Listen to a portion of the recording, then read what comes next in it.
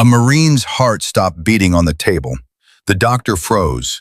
The nurses backed away. Everyone in that trauma bay accepted the boy was dead. Everyone except the quiet, middle-aged nurse in the corner who had spent 6 months emptying bedpans and swallowing insults. She didn't ask permission. She grabbed a scalpel and cut that Marine's chest wide open with her bare hands. What happened next inside Mercy Ridge General Hospital in Portland, Oregon, on a rainy night in October, changed every life in that building forever. Before we begin, subscribe, follow this story to the very end, and drop a comment telling me what city you're watching from. I want to see how far this story travels. Grace Calloway punched in at 10:47 p.m., 13 minutes early, the way she always did. She swiped her badge, walked past the break room without stopping, and tied her hair back so tight it pulled at her temples. She didn't say good morning to anyone. She didn't pour herself coffee. She went straight to the supply closet, counted the 18-gauge IV catheters, restocked the ones that were missing, and logged it in the system before anyone asked. That was Grace. Invisible, predictable, forgettable.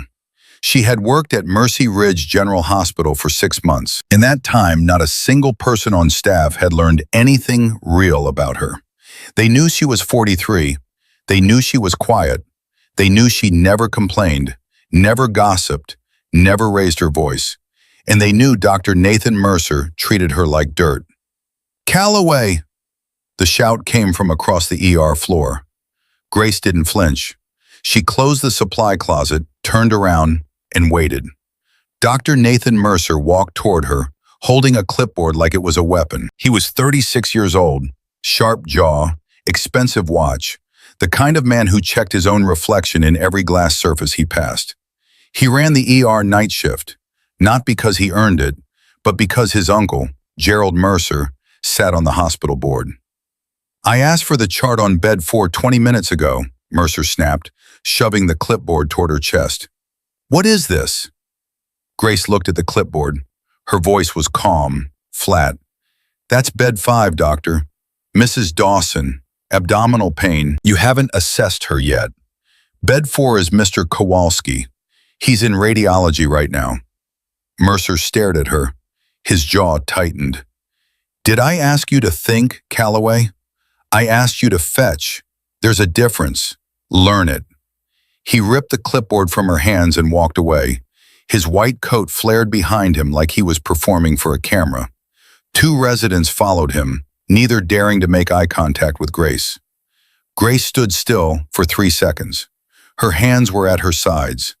Her fingers curled into fists, then released. She turned back to the computer terminal and resumed logging vitals. Lily Chen appeared beside her.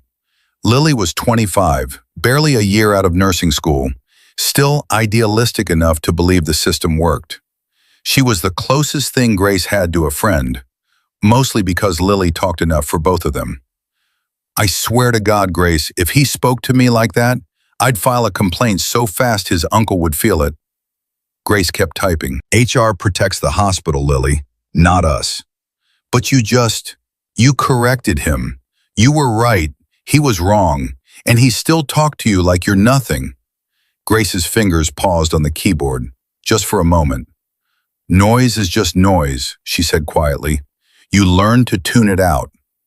Lily leaned against the counter, studying Grace's profile. There was something about the older woman that didn't add up. The way she moved through the ER, not with the nervous energy of a floor nurse, but with the measured calm of someone who had seen things far worse than a crowded emergency room. "Can I ask you something?" Lily said. "You're going to anyway. Where did you work before Mercy Ridge? Because you know protocols better than the residents. You catch things before the monitors do. Last week you called a pneumothorax on bed 7 before the x-ray came back. The attending didn't believe you. He ordered the film anyway. You were right." Grace stopped typing. "I worked at a clinic," she said. "Small place in Kansas. Flu shots and sprained ankles. Very quiet." "That's it?" "That's it." Lily didn't believe her, but she also knew that pushing Grace Calloway was like pushing a wall. You'd break your hand before she moved an inch. "You've got a scar," Lily said softly, nodding toward Grace's left arm. Grace looked down. She had rolled her sleeves up to wash her hands earlier and forgot to pull them back down. The scar ran from her wrist to her elbow. Not a clean surgical line, but a jagged, ugly thing. The kind of mark left by metal, not a blade. Grace pulled her sleeve down, slowly, deliberately. "Gardening accident," she said.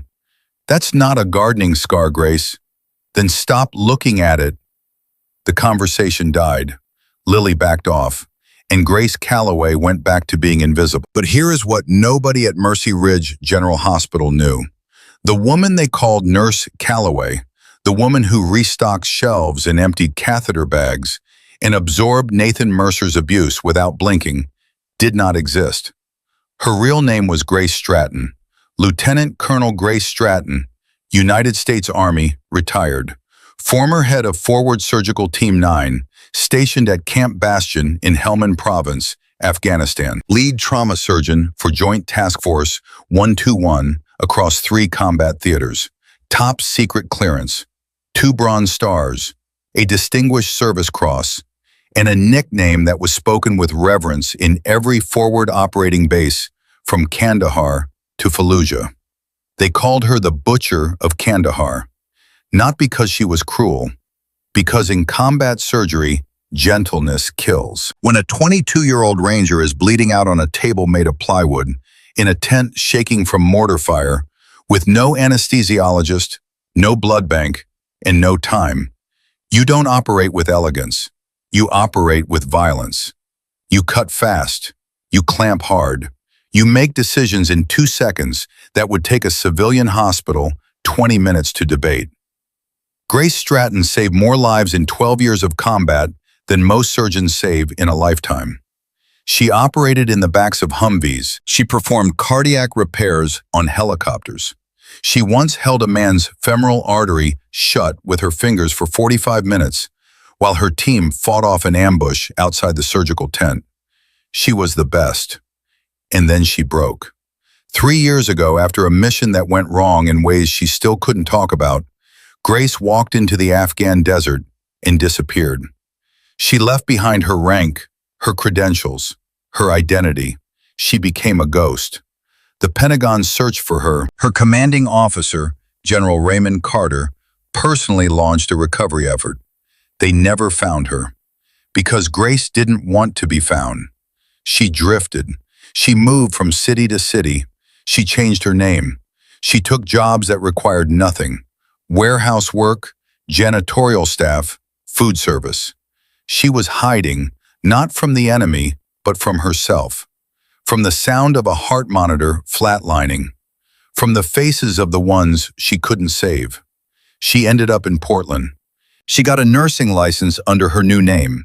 Easy enough when you have the medical knowledge of a trauma surgeon and the discipline to pretend you don't. She applied to Mercy Ridge General Hospital because it was small, quiet, and forgettable. Just like her. For 6 months, the disguise held. Lieutenant Colonel Grace Stratton ceased to exist. Nurse Grace Calloway took her place. A woman who followed orders. A woman who said, "Yes, doctor," and "Right away, doctor," and swallowed every insult like it was medicine. The ghost was content. The ghost was safe. The ghost was slowly dying inside, but at least she was invisible. And then the red phone rang. It was 11:47 p.m. on a Tuesday night. The red phone was mounted on the wall behind the nurse's station, a direct line to EMS dispatch. It only rang when something terrible was coming. Most nurses hated that phone. The sound of it made their stomachs drop. Grace picked it up before the second ring. "Mercy Ridge, this is Nurse Calloway. Go ahead." Her voice changed the instant she lifted the receiver. The softness disappeared. The passivity evaporated. What replaced it was something clipped, precise, and cold. A voice trained to receive casualty reports under fire. She listened for 12 seconds. Her face turned to stone. "ETA?" she asked. "Copy. We'll be ready." She hung up and stood. For the first time in 6 months, the people around her noticed something different. She seemed taller. She seemed harder. The invisible woman was suddenly taking up space. "What is it?" Lily asked, reading the shift in Grace's body language. "Multi-vehicle collision on I-5. 3 incoming, 1 critical, male, 30 years old, active-duty Marine. Pinned in the vehicle for 40 minutes. Penetrating chest trauma. BP 80/40. Pulse 130. Shallow respirations." They're calling a code trauma. Every word was delivered without notes, without hesitation, without emotion.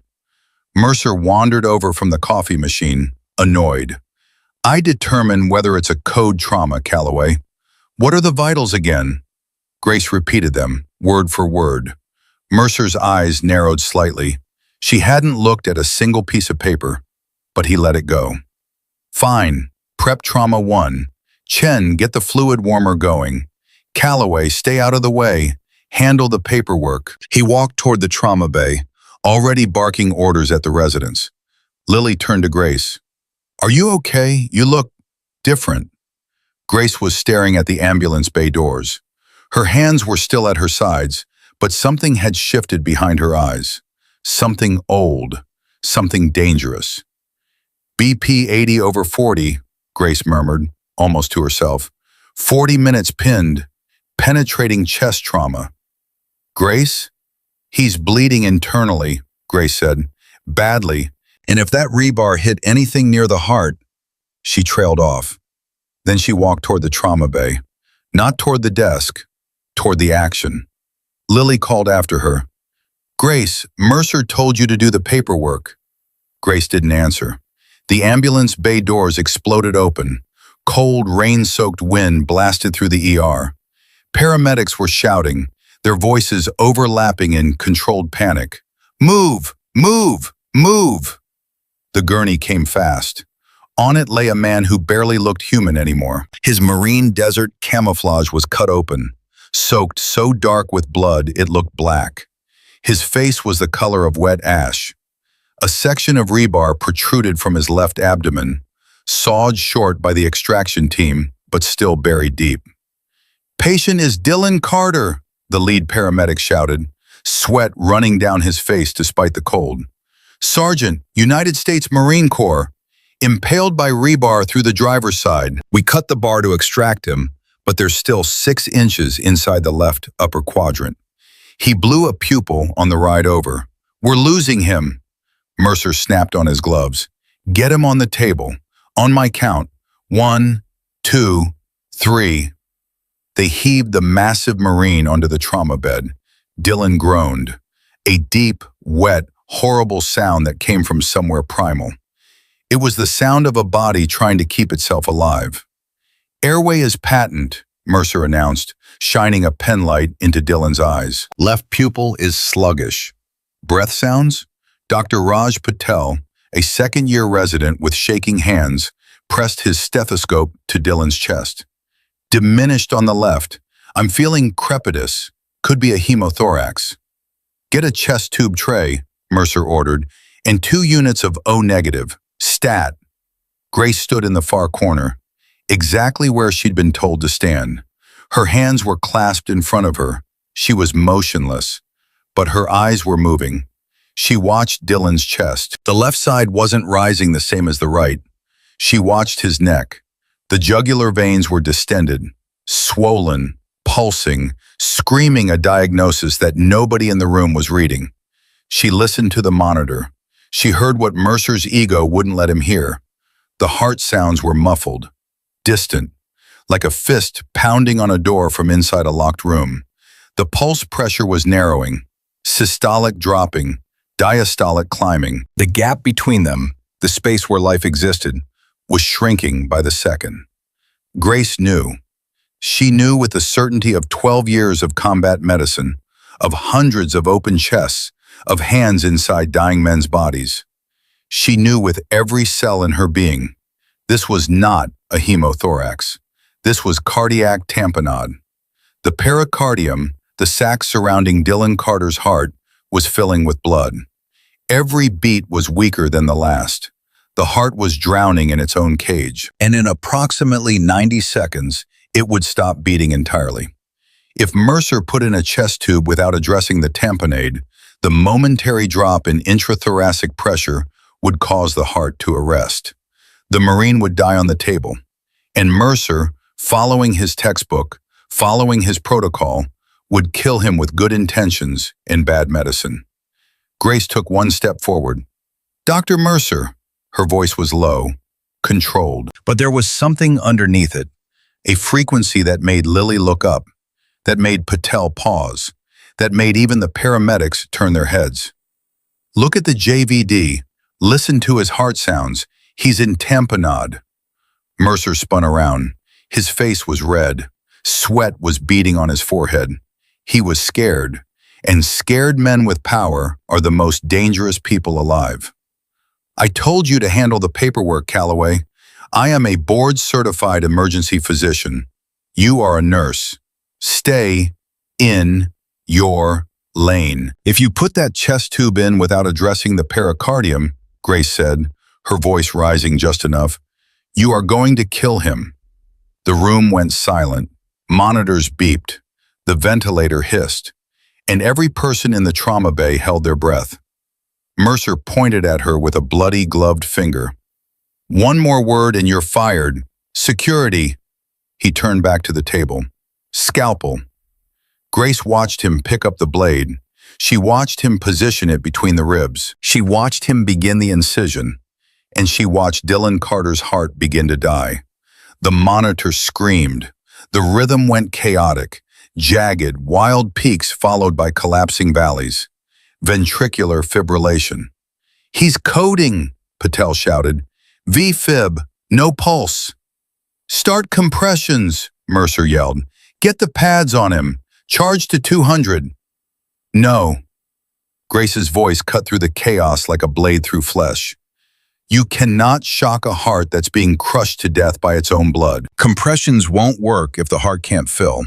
You are squeezing an empty chamber." "Security," Mercer screamed. "Get this woman out." Two security guards appeared at the door. They looked confused. They looked at the flat line on the monitor. They looked at the blood. They looked at the nurse. On the table, Sergeant Dylan Carter was dead. The compressions weren't working. The defibrillator wouldn't help. The textbook had nothing left to offer. Dr. Nathan Mercer had run out of answers. "Time of death," Mercer began, reaching for the clock on the wall.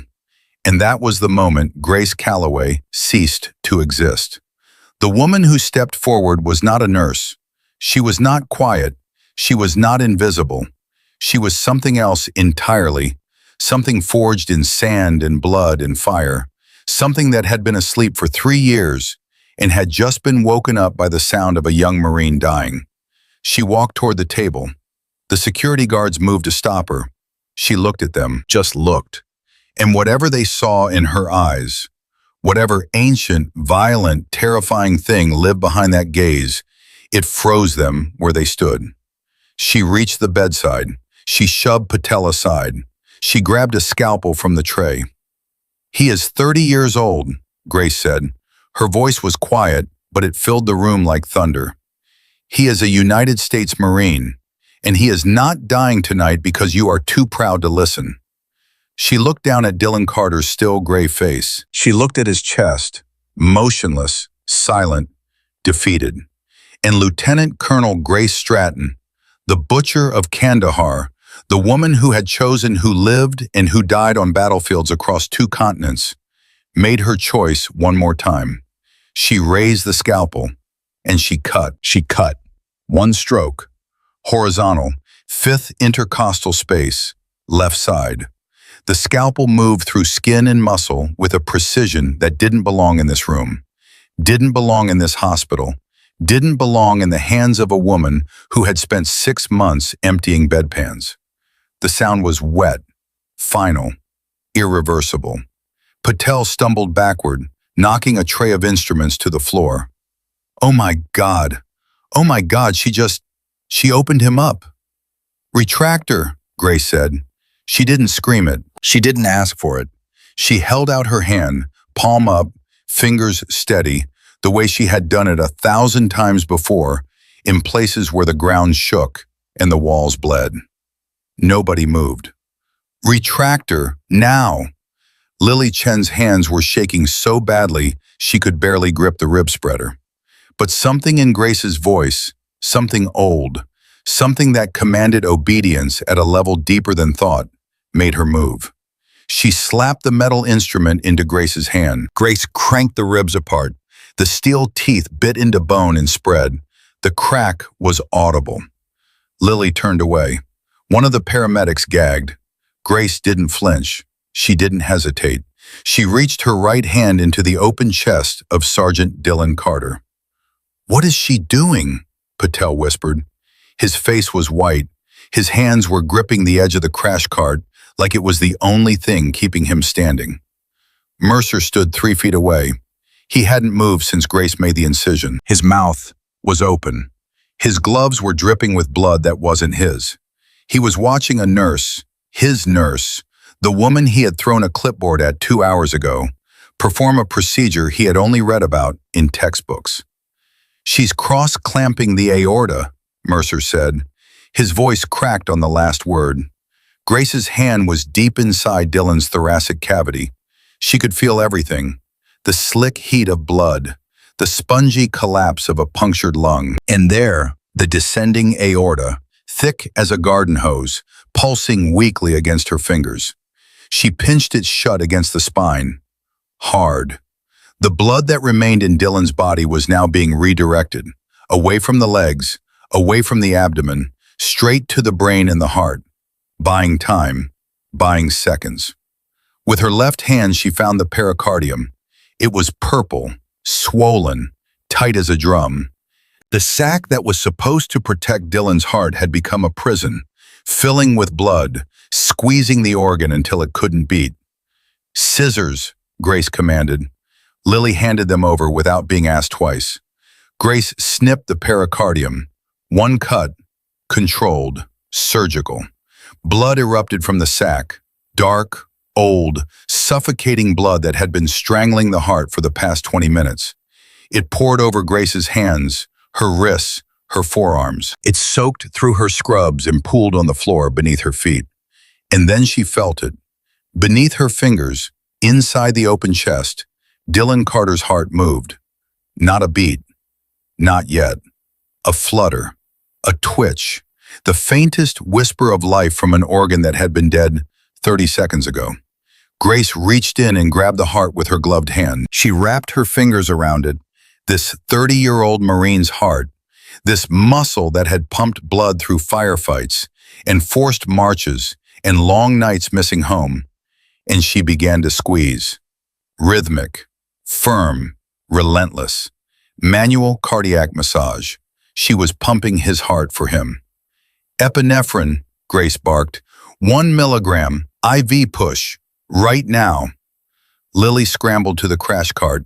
Her hands were still trembling, but her training took over. She drew up the syringe, found the IV port, and pushed the drug. "Epi is in." Grace squeezed the heart again, and again, and again. Each compression was measured. Each release was timed. She was a human pacemaker, and she had done this before. In tents, in trucks, in the dirt, in the dark. "Come on, Marine," Grace whispered. Her face was inches from the open cavity. Blood was on her cheeks, on her chin, on her lips. "Come on, Dylan. You didn't survive the sandbox to die in the rain in Portland. Not tonight, not on my watch." She squeezed again. The monitor beeped. One beep. Lonely, fragile. Then another. Then a rhythm. Patel leaned forward, staring at the screen like he was hallucinating. "Sinus rhythm," he said. We have a pulse." "Oh my God," Lily breathed. She got him back. Grace didn't stop. She didn't celebrate. She looked up from the open chest and locked eyes with Mercer. Blood was dripping down her face. Her arms were buried inside a man's body up to the elbows, and her expression was the calmest thing in the room. "He needs the OR," Grace said. "Right now, or I finish this here." Mercer couldn't speak. His lips moved, but nothing came out. The board-certified emergency physician, the man who had told her not to think, was standing in his own trauma bay, watching a nurse hold a Marine's life in her bare hands. "Get the transport team," Mercer finally managed. "Get them now." Grace didn't release her grip on the aorta. She climbed onto the gurney, straddling Dylan's legs, her hands still inside his chest. The transport team arrived in 45 seconds. They began wheeling the gurney toward the elevator. Grace rode on top, her body hunched over the open wound, her fingers maintaining pressure, her eyes locked on the monitor. As they passed the nurse's station, one of the security guards turned to Lily. "Who the hell is she?" Lily stared at the trail of blood on the linoleum, a red line stretching from the trauma bay to the elevator, like a road to somewhere no one in this hospital had ever been. "I don't know," Lily whispered, "but she's not a nurse." The elevator doors closed. For 7 seconds, nobody in the emergency room moved. The monitors beeped on empty beds. The overhead lights hummed. Blood was drying on the floor in dark, uneven patches. Then Mercer ripped his gloves off. He threw them so hard they hit the biohazard bin and bounced onto the floor. His hands were shaking. His face had gone from red to a mottled, furious purple. "Call the police," he said. Lily turned. "What?" "Call the police right now," Mercer shouted. He grabbed the phone from Linda, the unit secretary, who flinched away from him like he was a live wire. "That woman just assaulted a patient. She practiced medicine without a license.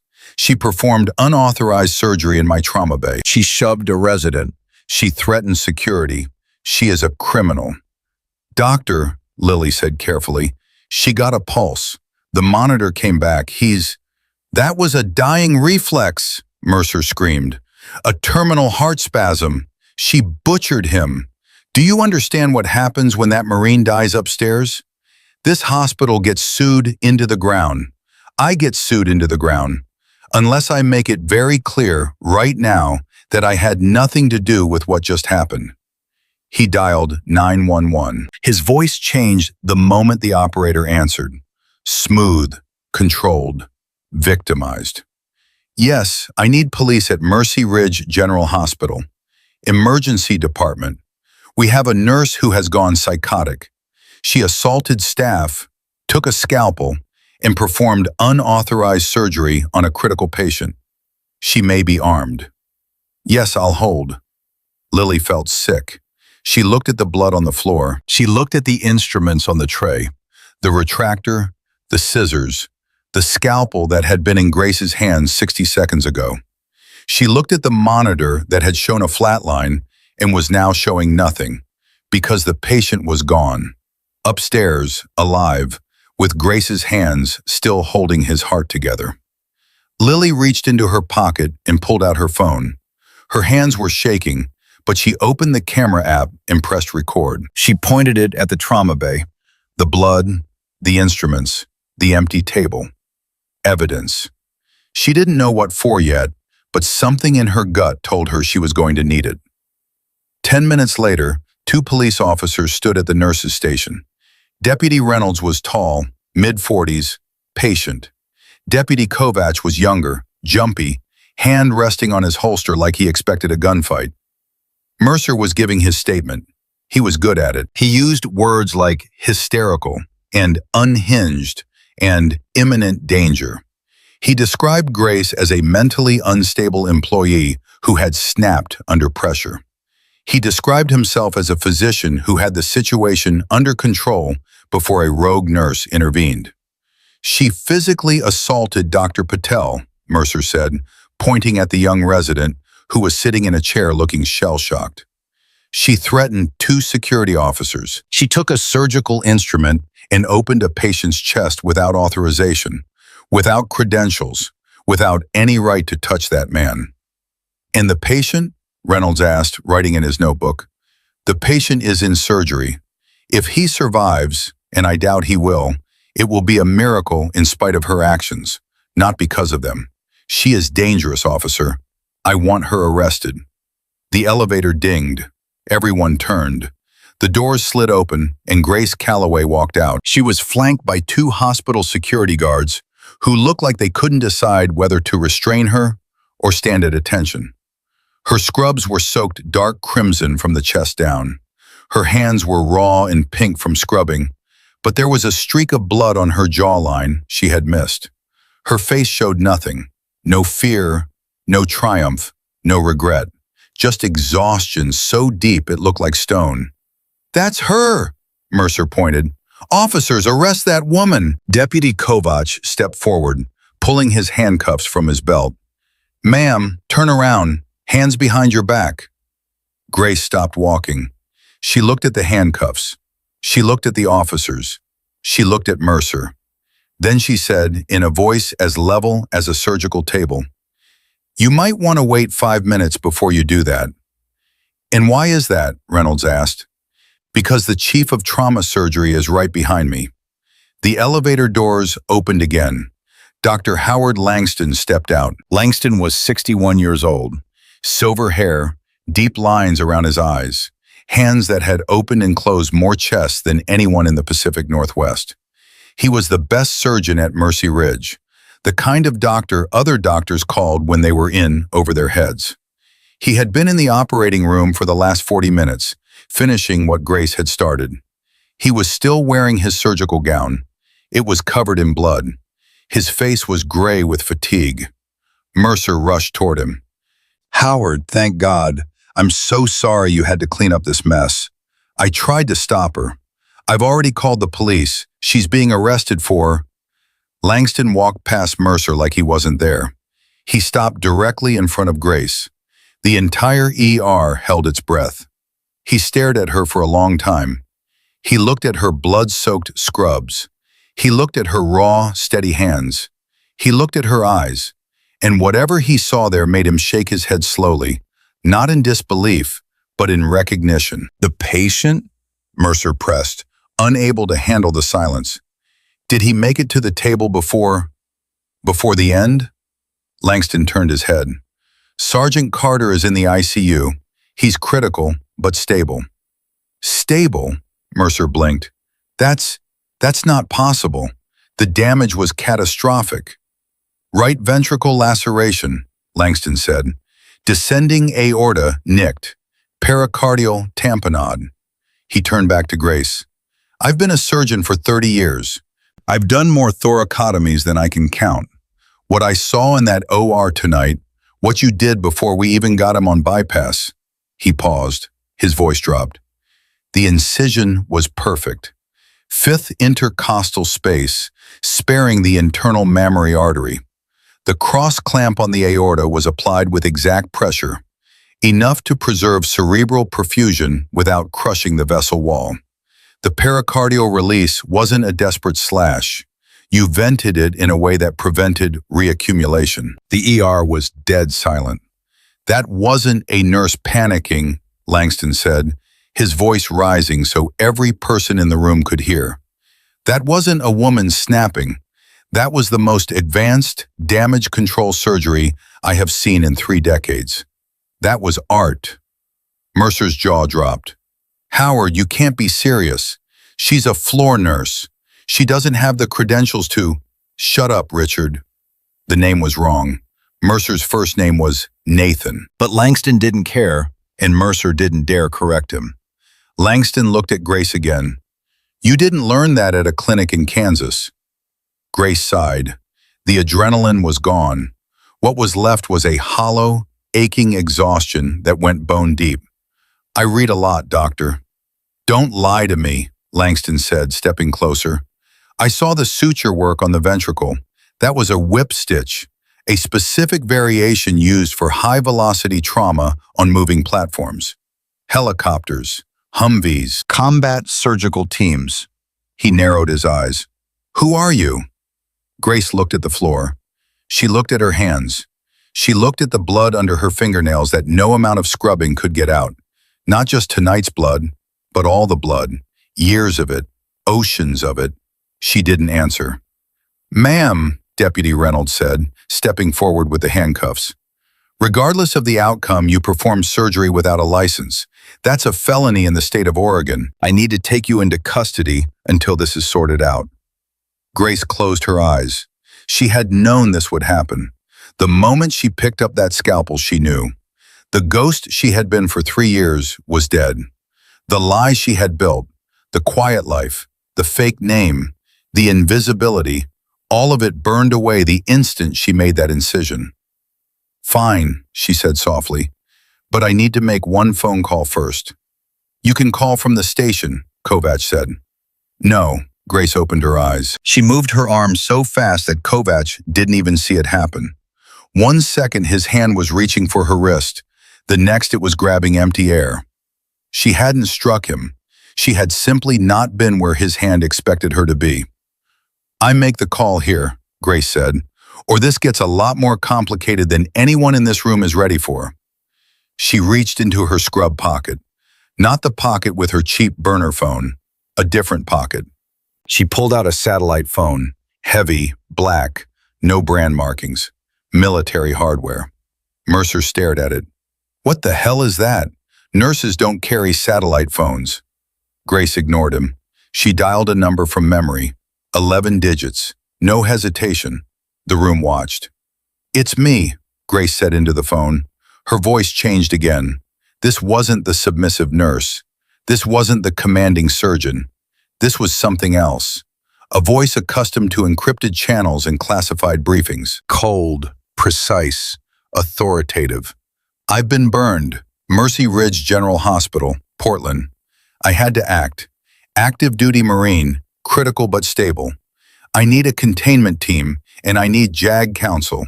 Now." She listened for 3 seconds. "Understood." She hung up. She looked at Mercer, then Langston, then the police officers. "Nobody leaves this floor," she said. "They'll be here in 20 minutes. Mercer laughed. It was a high, nervous sound. "Who'll be here? What are you talking about? You're a nurse. "I'm not a nurse, Dr. Mercer." She said it quietly. She said it the way someone admits a truth they've been running from for a long, long time. "I was never a nurse."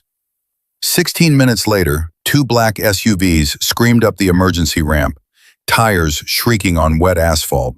4 men stepped out in dark suits, moving in formation, synchronized, silent, predatory.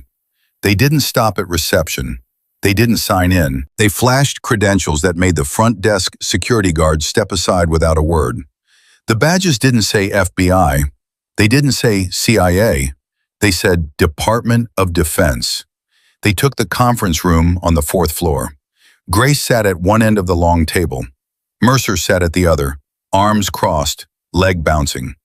Langston sat to Grace's right. Mr. Thornton, the hospital administrator, was sweating through his shirt at the far end. Deputy Reynolds stood by the door, still holding his handcuffs, no longer sure who they were meant for. The lead agent was tall, mid-50s, buzz cut, a scar running through his left eyebrow. His name was Rowan. He placed a thick manila folder on the table and opened it without ceremony. He looked at Grace, only at Grace. "You were supposed to stay invisible, Colonel." Mercer choked. "Colonel? She's a temp nurse. Her name is Grace Calloway. I hired her myself to—" Agent Rowan turned his head toward Mercer. He didn't speak. He didn't need to. The look in his eyes was the kind of look that makes a man forget every word he was about to say. Rowan slid a photograph across the table. Military ID. The face in the photo was younger, harder, covered in dust and sun damage. But the eyes were the same. The jaw was the same. The scar on the left forearm was the same. "Her name is not Grace Calloway," Rowan said. He read from the file.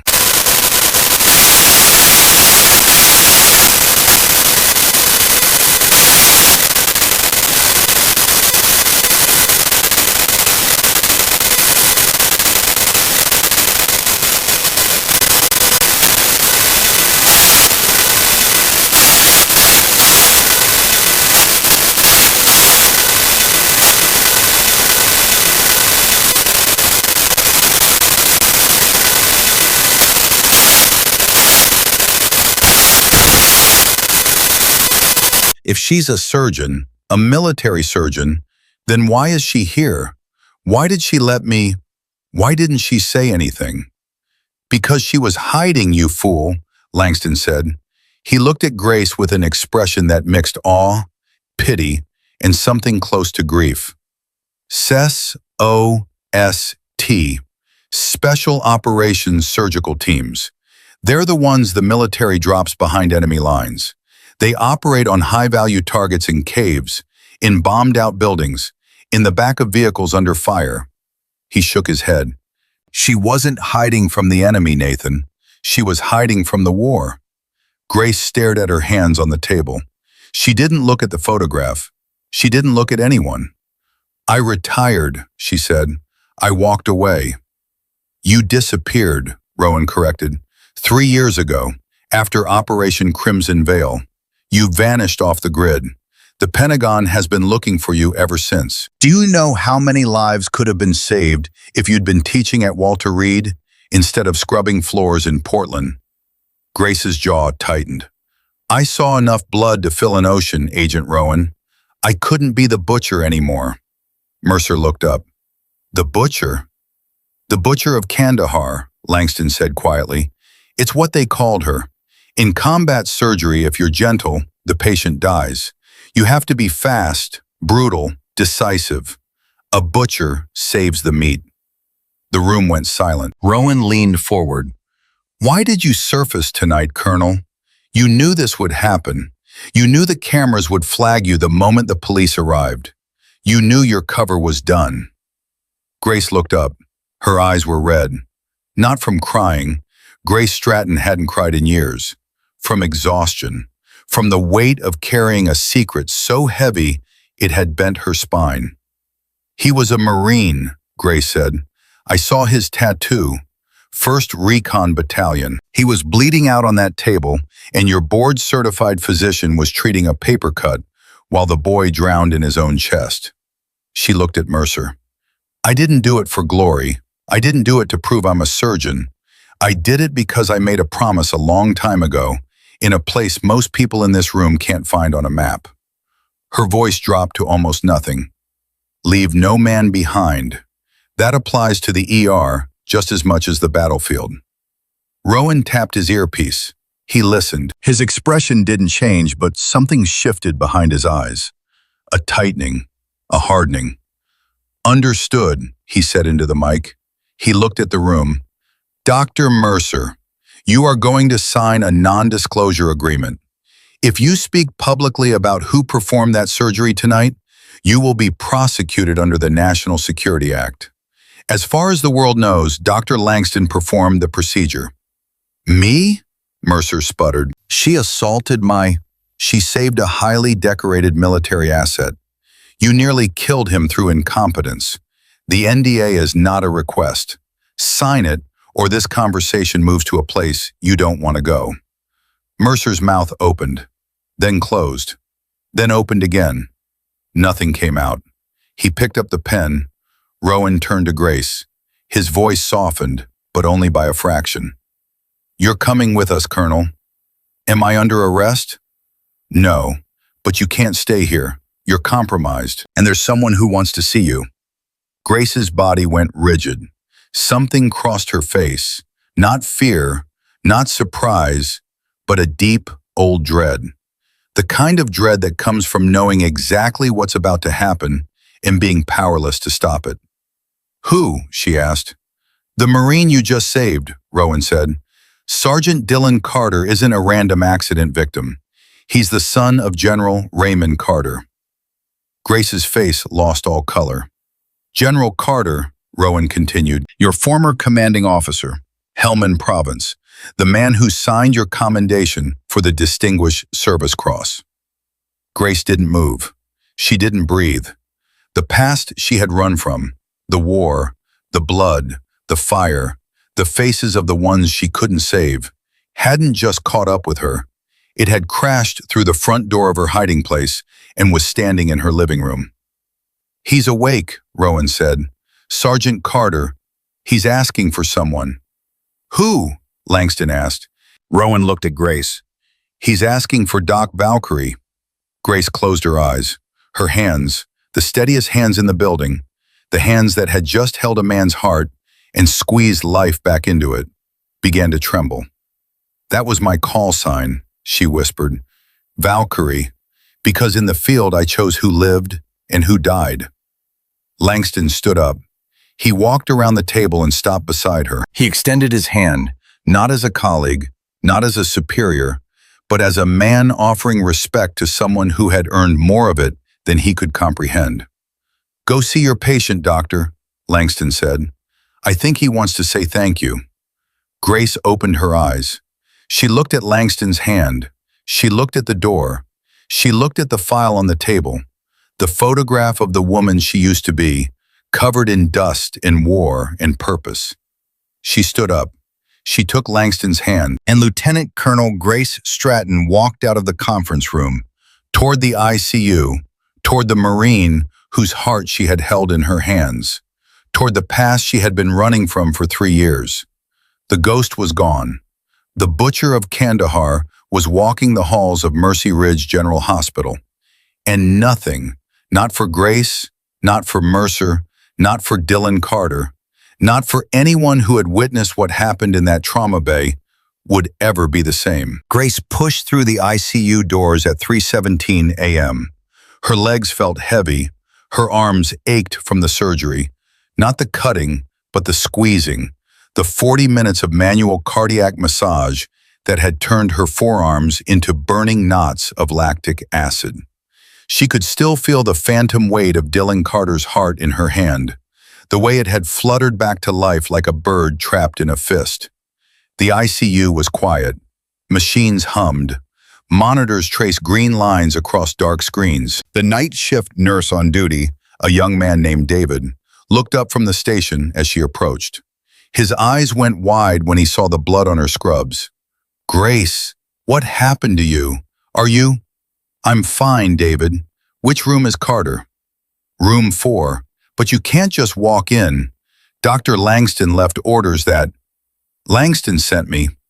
David hesitated. He looked at the 2 DOD agents trailing 10 feet behind Grace like shadows. He looked at the blood. He looked at her face, and whatever he saw there made him swallow his objection. "Room 4, he said again, quieter this time. "He's awake. Barely." Grace walked to the door and stopped. She stood outside for 3 seconds, her hand on the handle, her eyes closed. The last time she had visited a wounded soldier in a hospital bed, it had been in Landstuhl, Germany. The boy had been 19, both legs gone below the knee. She had saved his life on a table made of plywood in a tent outside Kandahar. And when she visited him 2 weeks later, he had looked at her and said, "Why didn't you let me die, Doc?" She had never answered that question. Not to him, not to herself.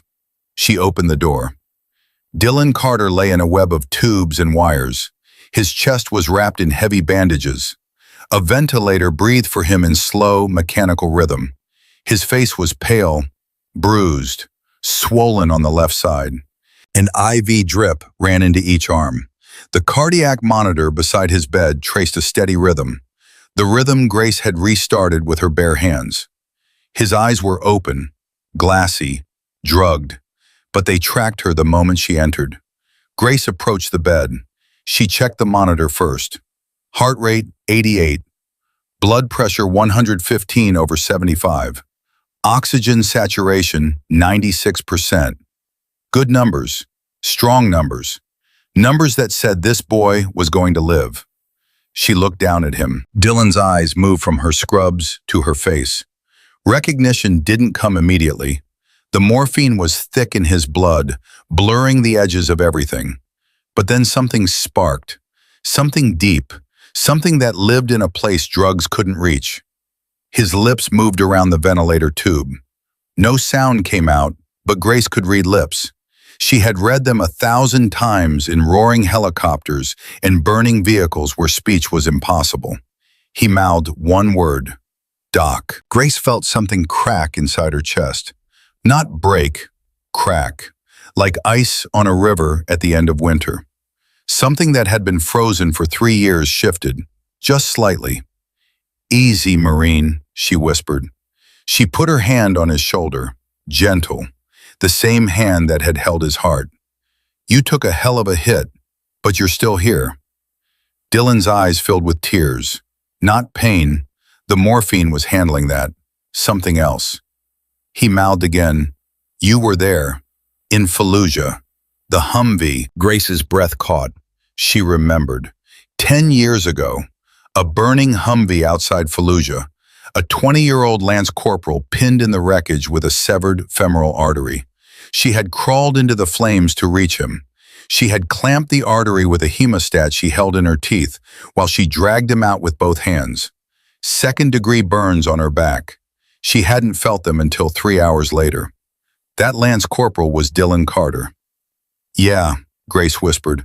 I was there. Dylan's hand moved, weak, trembling. It found Grace's wrist and held on.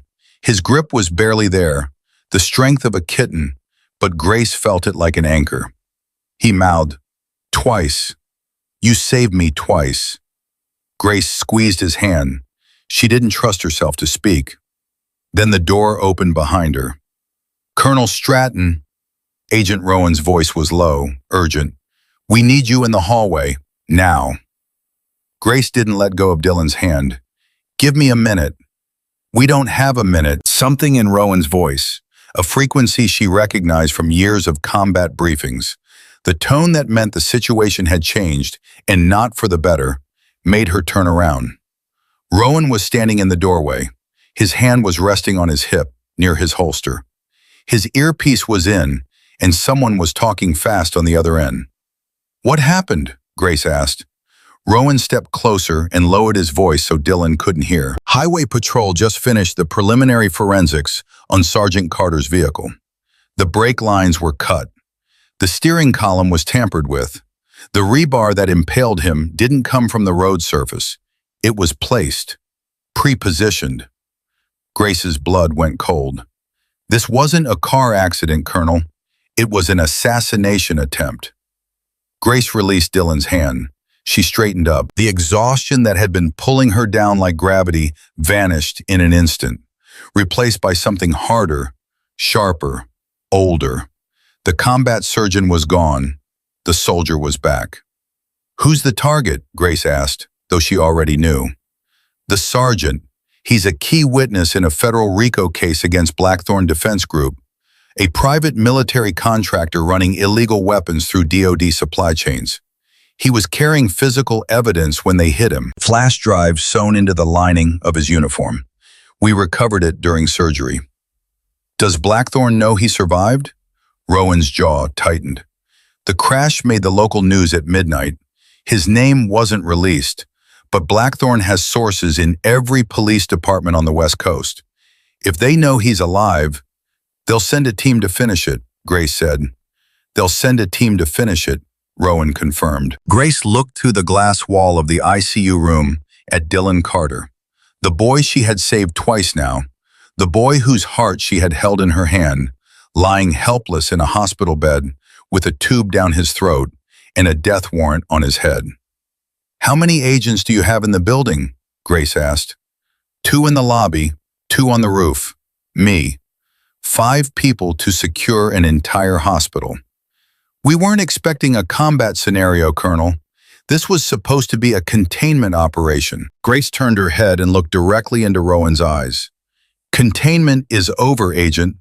This is a defensive position now, and 5 people aren't enough. General Carter is en route. ETA 20 minutes. He's bringing a Marine security detail. 20 minutes is a lifetime in a kill box. Rowan flinched at the word. Kill box. It was a military term, a designated area where everything inside could be targeted for destruction. Grace had just called the hospital a kill box. What do you need? Rowan asked. Lock down this floor. Fire doors sealed. Stairwells secured. Nobody in or out without a verbal code. Pick something random, not a number. I need your backup weapon. And I need David at the nurse's station to get under his desk and stay there. I can't give a civilian a firearm. Grace stepped into Rowan's space.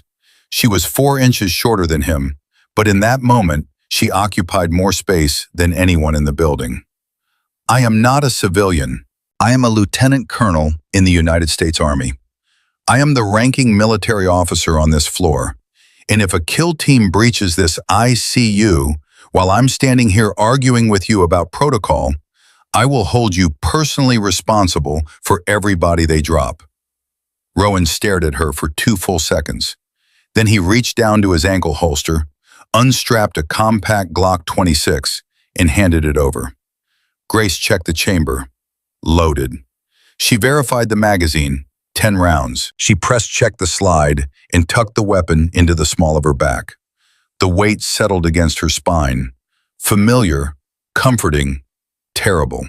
She hadn't held a gun in 3 years. It felt like yesterday. "David," Grace called to the nurse at the station. Her voice was calm, controlled, the same voice she used to issue orders in places where calm meant survival. "I need you to get behind the desk and stay low. Don't come out until I tell you." David stood up, confused. "Grace, what's going on? Dr. Langston called a code silver lockdown, but nobody told me." "David, under the desk, now." He looked at her face. He looked at the gun-shaped bulge at the small of her back. His eyes went wide, and he dropped behind the nurse's station without another word. 3:34 a.m. Grace positioned herself in the alcove beside room 3, directly adjacent to Dylan's room. From here, she had a clear sightline to the elevator, the stairwell door, and the main corridor. Rowan took position at the opposite end of the hall, covering the service entrance. The floor was silent. The kind of silence that made Grace's skin crawl. Not peaceful silence, but held breath silence. Waiting silence. The silence before a firefight. Grace controlled her breathing. In for 4, hold for 4, out for 4.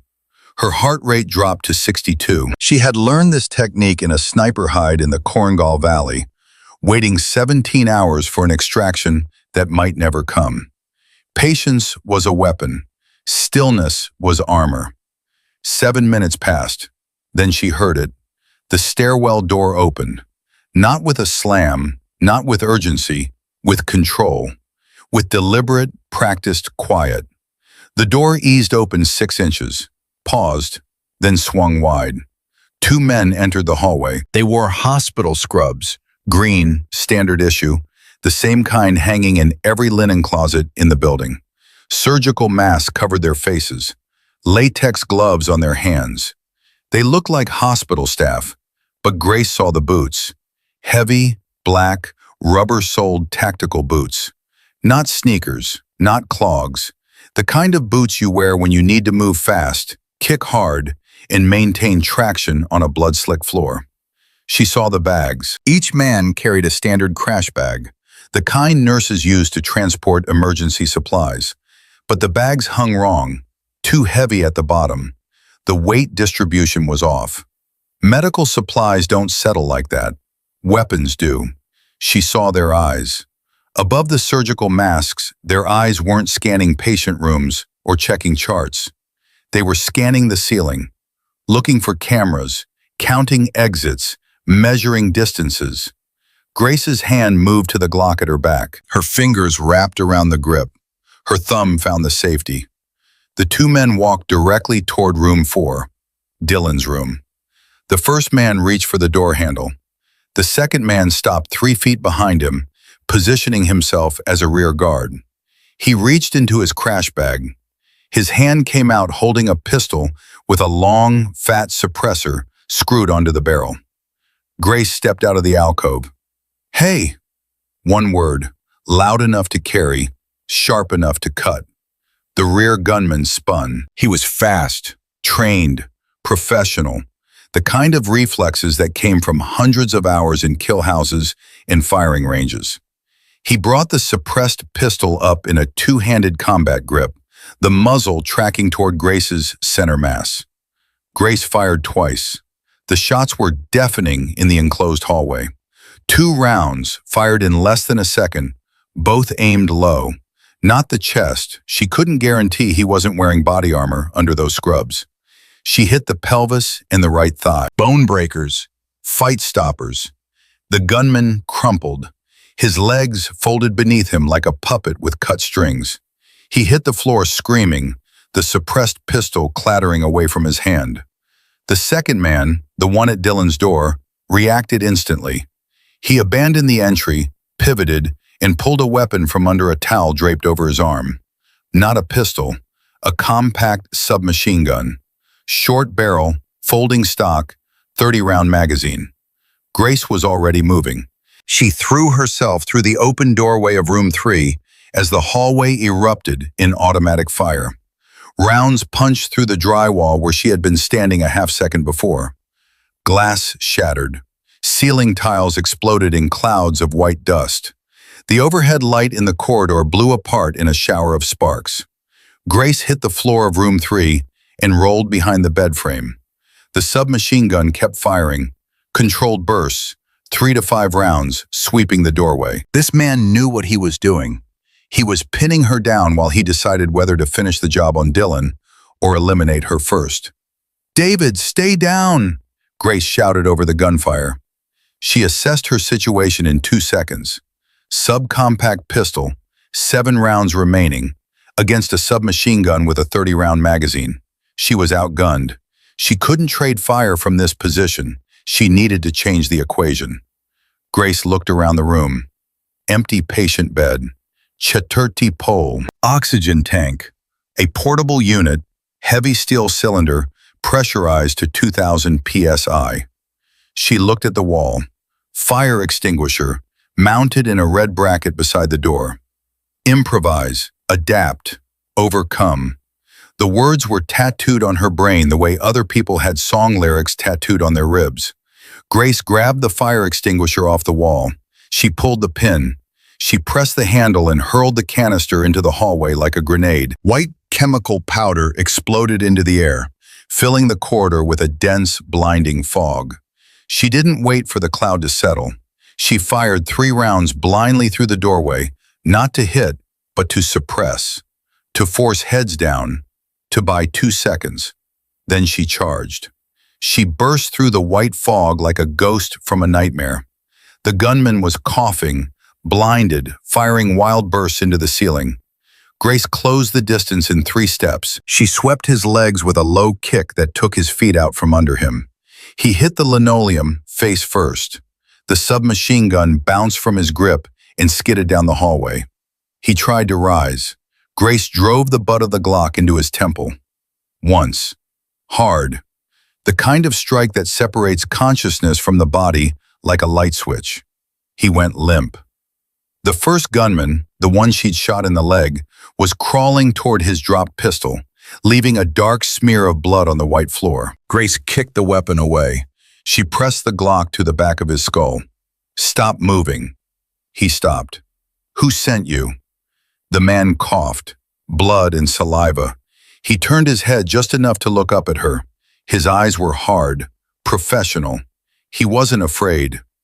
"You're dead," he spat. "Both of you. Doesn't matter what you do tonight.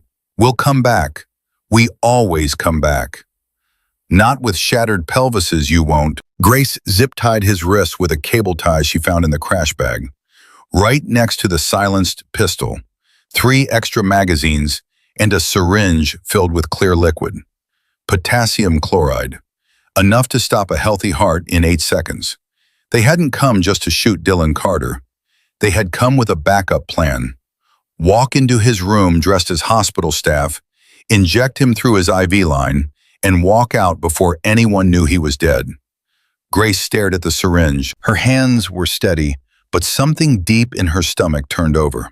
These men had come to murder a helpless Marine in his hospital bed, to kill the boy whose heart she had held in her hands 2 hours ago. She put the syringe in her pocket. Evidence. 3:41 a.m. The elevator dinged. Grace spun, raising the Glock in a 2-handed grip, aiming center mass at the doors as they opened. General Raymond Carter stepped out. He was flanked by 4 Marines in dress blues, sidearms drawn, fanning out into the corridor in a textbook security formation. Behind them, Agent Rowan came through the stairwell door, weapon drawn, breathing hard. General Carter was 63 years old, 6'3", 230 pounds of bone and gristle and command authority. His face looked like it had been carved from the side of a mountain, all sharp planes and deep lines, and eyes that had seen every terrible thing the world had to offer and refused to look away. He stopped in the middle of the shattered hallway. He looked at the broken glass. He looked at the blood on the floor. He looked at the unconscious assassins, zip-tied and bleeding. He looked at the bullet holes in the walls, the destroyed ceiling tiles, the chemical fog still drifting in thin, white wisps. Then he looked at Grace. She was standing in the middle of it all, covered in plaster dust and dried blood, holding a subcompact pistol with 3 rounds left in the magazine. Her scrubs were the same ones she'd worn during the surgery, stiff with Dylan's blood from the chest down. Her hair had come loose from its bun. There was a cut on her forehead she didn't remember getting. She looked like a war. General Carter stared at her for a long time. The Marines held their positions. Rowan holstered his weapon. Nobody spoke. "At ease, Colonel," Carter said. Grace didn't lower the Glock immediately. She checked the elevator. She checked the stairwell. She checked every corner, every shadow, every doorway. Only when she was satisfied, truly satisfied, the way only a combat veteran can be, did she engage the safety and lower the weapon. "General," she said, "your son is in room 4. He's secure." Carter walked past the unconscious hitmen without looking down. He stopped in front of Grace. They were close enough that she could see the silver in his stubble, the red in his eyes, the slight tremor in his jaw that he was fighting to control. "They told me you were dead," Carter said. His voice was low, rough, cracked at the edges. "After Crimson Veil, they said you walked into the desert and never came back." "I did," Grace said. "I wanted to stay dead. And yet here you are." Carter looked at the door to his son's room. "Saving my boy. Again. It's a bad habit, sir." Carter almost smiled. Almost. Then he looked at the hitmen on the floor. "Blackthorn?" "Professional team," Grace confirmed. 2-man entry. Suppressed weapons and potassium chloride. They came with a lethal injection as a backup in case the guns drew too much attention. This wasn't improvised. They had the floor plan. They had the timing. They knew which room he was in. Carter's face hardened into something beyond anger, something geological, something that could grind stone to dust. "Secure this floor," he commanded his Marines. "Nobody enters or exits without my authorization. Bag these men and get them to a black site. I want names within the hour. I want to know who gave the order, who funded the operation, and how they knew my son was here." "Yes, sir." The Marines moved with speed and precision, securing the prisoners, clearing the corridor, establishing a perimeter.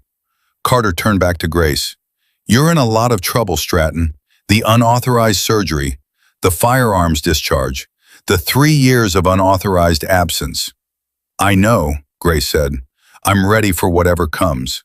"Court-martial?" "If that's what it takes." Carter shook his head slowly. "Court-martial. Grace, you just saved the key witness in the biggest defense fraud case since Iran-Contra. My son was carrying a flash drive with enough evidence to bring down Blackthorn Defense Group, their CEO, their board, their Pentagon contacts, all of it. These men were sent to destroy that evidence and silence the witness." He put his hand on her shoulder, heavy, warm, the hand of a commanding officer, the hand of a father. "You're not going to prison, but you can't be a nurse anymore. The world knows who you are now. That video from the trauma bay, it's everywhere. 12 million views and climbing. The ghost is gone, Grace." Grace looked at her reflection in the shattered glass of the nurse's station window. She barely recognized the woman staring back. Not Nurse Calloway, not even Colonel Stratton. Someone in between, someone new. "What about Mercer?" she asked. Carter's expression turned to ice. "What about him? He went on television, While I was in surgery saving your son's life, he went on the news and called me hysterical. He called me dangerous. He told the world I was a psychotic nurse who butchered a patient. I know, Carter said. I saw it. He's going to keep talking. Men like Mercer, they don't stop. He'll spin this until he's the victim and I'm the villain. He'll use every connection his family has. Carter leaned in close. Doctor, Mercer's problems are just beginning, Colonel. Agent Rowan found a text message on Mercer's phone, sent 10 minutes after the surgery. An unregistered number, 6 words. She's here, come get her. Grace went still. He wasn't texting the press, Carter said. He was texting someone connected to Blackthorn. We don't know if it was intentional or if he was just trying to cause chaos to cover his own malpractice. Either way, he sent a signal that led a kill team directly to my son.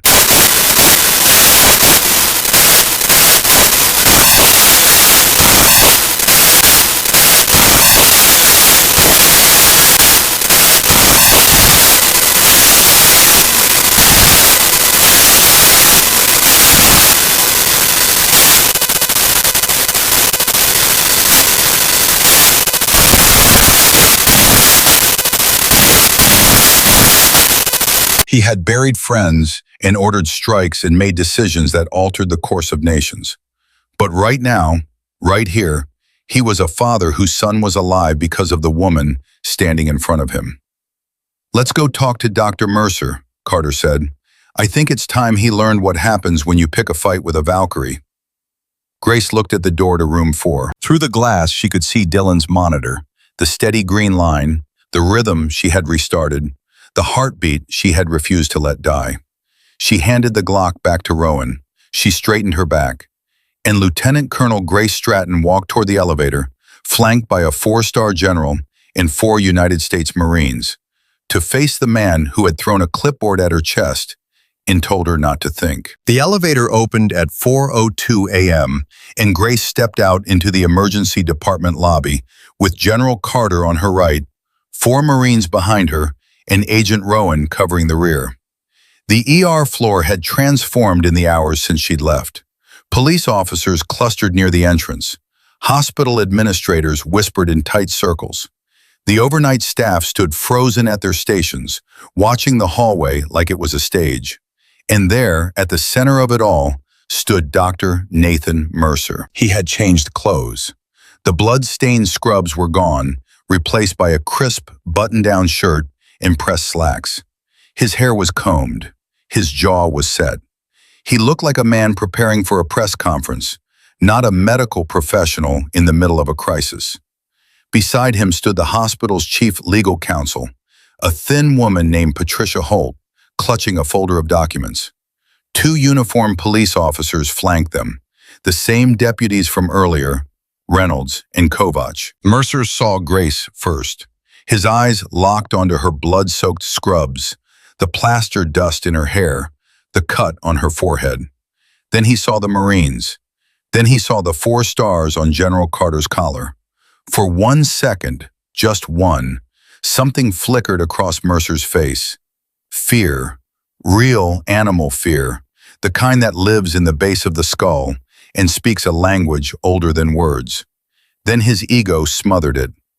Officers, Mercer said, his voice loud enough to carry across the floor. That is the woman I've been telling you about, Grace Calloway.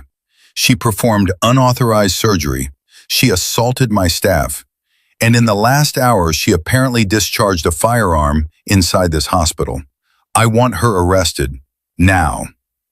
Deputy Reynolds looked at Grace, then at the general, then at the 4 Marines whose hands were resting casually, very casually, near their sidearms. Sir, Reynolds said carefully to Mercer, I think we need to slow down here. Slow down? She's a criminal. She had a gun in the ICU. There are bullet holes in the walls up there. There are also 2 unconscious men in zip ties up there, Grace said. Her voice was flat, tired. The kind of tired that exists beyond exhaustion, in the place where the body is running on nothing but discipline and rage. They were armed with suppressed weapons and a syringe of potassium chloride. They entered the ICU to murder Sergeant Carter in his bed. I stopped them. Mercer blinked. What? Assassination attempt, Agent Rowan said, stepping forward and producing his DOD credentials. Federal matter. This hospital has been the site of an attempted murder of a protected witness in an ongoing RICO investigation. The two suspects are in custody upstairs, being processed by military personnel. Patricia Holt's face went pale. She looked at her folder of legal documents, the ones she had prepared to bury Grace, and slowly lowered them to her side. Mercer shook his head. No, this is insane. She's manipulating you. She's a nurse. She doesn't have credentials. She doesn't have authority.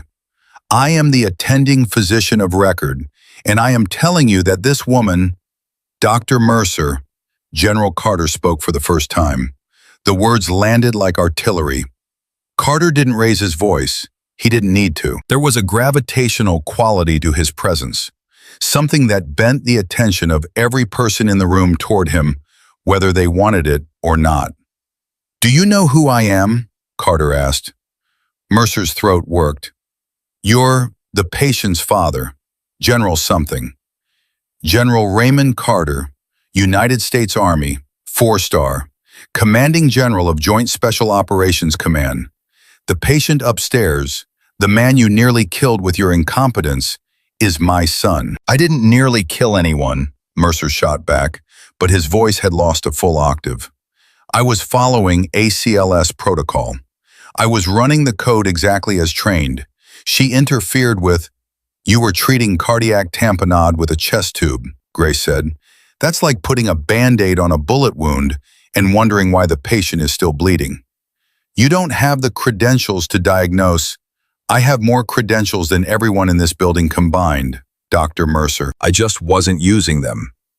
Enough, Carter raised a hand. The room went silent. Agent Rowan, show them. Rowan stepped forward with the tablet. He held it up so Mercer, Holt, and the police officers could see the screen. It displayed a text message log, Mercer's phone, pulled during the NDA process. At 2:14 a.m., Rowan said, 13 minutes after the surgery concluded, Dr. Mercer sent a text message from his personal phone to an unregistered prepaid number. The message read, She's here. Come get her. Mercer's face changed. The arrogance didn't leave. It never fully left men like him. But something else entered. A tightness around the eyes. A stiffness in the shoulders. The body language of a man who has just realized the ground beneath his feet is not as solid as he thought. I was texting my wife, Mercer said. Your wife's number is saved in your contacts under Amanda, Rowan replied. This message was sent to a burner phone, the same burner phone that, according to cell tower records, was located within 300 meters of this hospital at the time of the ICU breach. That's a coincidence. I text a lot of people. Who were you texting, Dr. Mercer? Carter asked. His voice was quiet now, dangerously quiet. The voice of a man who has interrogated captured enemies in rooms without windows. I don't have to answer that. I have rights. Patricia, tell them I have rights. Holt looked at Rowan's badge. She looked at Carter's stars. She looked at the Marines standing in a loose semicircle behind them. Then she looked at Mercer. Nathan, she said carefully, I think you should stop talking. I will not stop talking. I am the victim here. She assaulted my resident. She performed surgery without...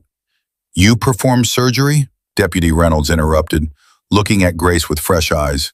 Like actual surgery? In the ER? Emergency thoracotomy, Grace said. The patient was in cardiac arrest from pericardial tamponade. I opened the chest, released the tamponade, cross-clamped the aorta, and performed manual cardiac massage until a pulse was restored. The patient was then transferred to the OR, where Dr. Langston completed the procedure. Reynolds stared at her. And you're a nurse? No, Grace said. I'm a trauma surgeon. I served 12 years as the lead surgeon of a special operations surgical team. I operated in Afghanistan, Iraq, and several locations I'm not permitted to name. I retired 3 years ago and took a position here under a different identity. Why? Reynolds asked. Grace paused. It was a simple question, a fair question, and the answer was the one thing she had never been able to say out loud. Not to Rowan, not to Carter, not to anyone. Because I was tired of watching people die, she said. The words hung in the air. Nobody moved. Lily Chen appeared from behind the nurse's station. She had been standing there since Grace came down in the elevator, watching, listening, clutching something in her hand.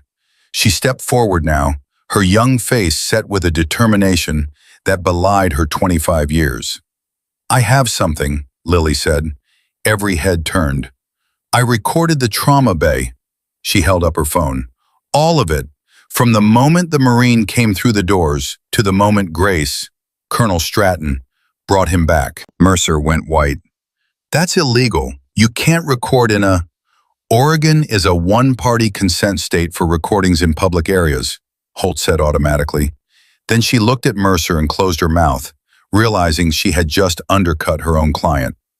Play it, Carter said. Lily hit play. She held the phone up and the room leaned in. The audio was shaky but clear. The sounds of the trauma bay filled the lobby, monitors beeping, paramedics shouting, the wet gurgle of a dying man. They heard Mercer's voice, confident at first, then increasingly panicked. They heard him call for the chest tube. They heard Grace's warning. He's in tamponade. If you put that tube in without addressing the pericardium, you're going to kill him. They heard Mercer's response. Don't think, Calloway. You wipe bedpans for a living. Step back or you're fired. Reynolds shifted on his feet. Kovacs looked at the floor. The recording continued. The flatline, Patel screaming. Mercer calling for compressions on a heart that couldn't fill. Grace's voice cutting through the chaos. You cannot shock a heart that's being crushed by its own blood. Then the incision, the retractor, the silence, that terrible sacred silence when every person in the room realized what they were witnessing. And then the beep. One beep, two, a rhythm. Sinus rhythm. We have a pulse. Lily stopped the recording. 4:11 a.m. Nobody spoke for 6 full seconds. It was the longest 6 seconds in the history of Mercy Ridge General Hospital. General Carter turned to the police officers. Deputies, you've heard the recording. You've seen the DOD credentials. You're aware that 2 armed men attempted to assassinate a federal witness in this hospital less than an hour ago. And you now know that Dr. Mercer sent a text message to an unregistered number that is connected to the breach. That's circumstantial, Mercer shouted. You can't prove I knew. I don't need to prove anything tonight, Carter said. The FBI will handle the investigation. What I need tonight is for you to understand something, Dr. Mercer. He stepped toward Mercer. 1 step, 2, close enough that Mercer could see the threads on Carter's uniform, the ribbons on his chest, the 4 decades of war in his eyes. My son was dying on that table. His heart had stopped. You gave up. You were reaching for the clock to call time of death on a 30-year-old United States Marine. Carter's voice dropped to a whisper that carried across the silent floor. And the woman you threw a clipboard at, the woman you humiliated, belittled, and treated like garbage for 6 months, she cut him open and brought him back. She restarted his heart with her bare hand. She saved him in ways you will never understand because you have never been in a place where saving a life requires the willingness to destroy your own. Mercer's lower lip trembled. His eyes were glassy. The arrogance was cracking, not from the outside in, the way it usually did when men like him were confronted, but from the inside out. Because somewhere beneath the ego and the entitlement and the family connections, Nathan Mercer knew. He knew he had frozen. He knew he had failed. He knew that without Grace Calloway, without the nurse he had treated like dirt, Dylan Carter would be dead. Officers, Carter said, straightening, Take Dr. Mercer into custody for questioning regarding obstruction of a federal investigation. Agent Rowan will provide the relevant documentation. You can't do this, Mercer said, but the fight was gone from his voice. It was hollow now, a shell of words with nothing inside them. My uncle is on the board. My family will. Your uncle, a new voice said, just called the hospital. Everyone turned. Mr. Thornton, the hospital administrator, had appeared in the hallway behind them. He was sweating, pale, and holding a phone like it was a dead animal. Gerald Mercer called 10 minutes ago, Thornton said. He's seen the video, the one from the trauma bay. It's everywhere, every network, every platform, 30 million views and counting. Gerald is resigning from the board effective immediately. Mercer's face collapsed. And he asked me to deliver a message. Thornton looked like he'd rather be anywhere on earth than in this hallway. He said, and I'm quoting directly, "Tell Nathan to find a lawyer, a good one, and tell him I can't help him anymore."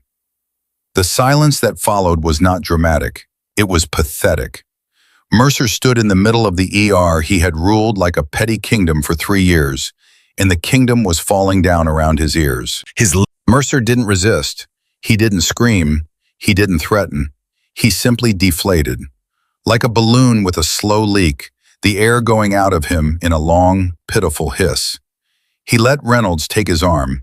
He let Kovac walk beside him.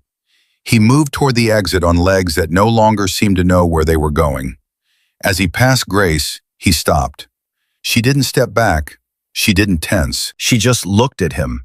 This man who had called her a bedpan scrubber, who had thrown charts at her, who had told her not to think, who had frozen while a Marine died and then tried to send her to prison for saving him. "I'm sorry," Mercer whispered. Grace studied his face.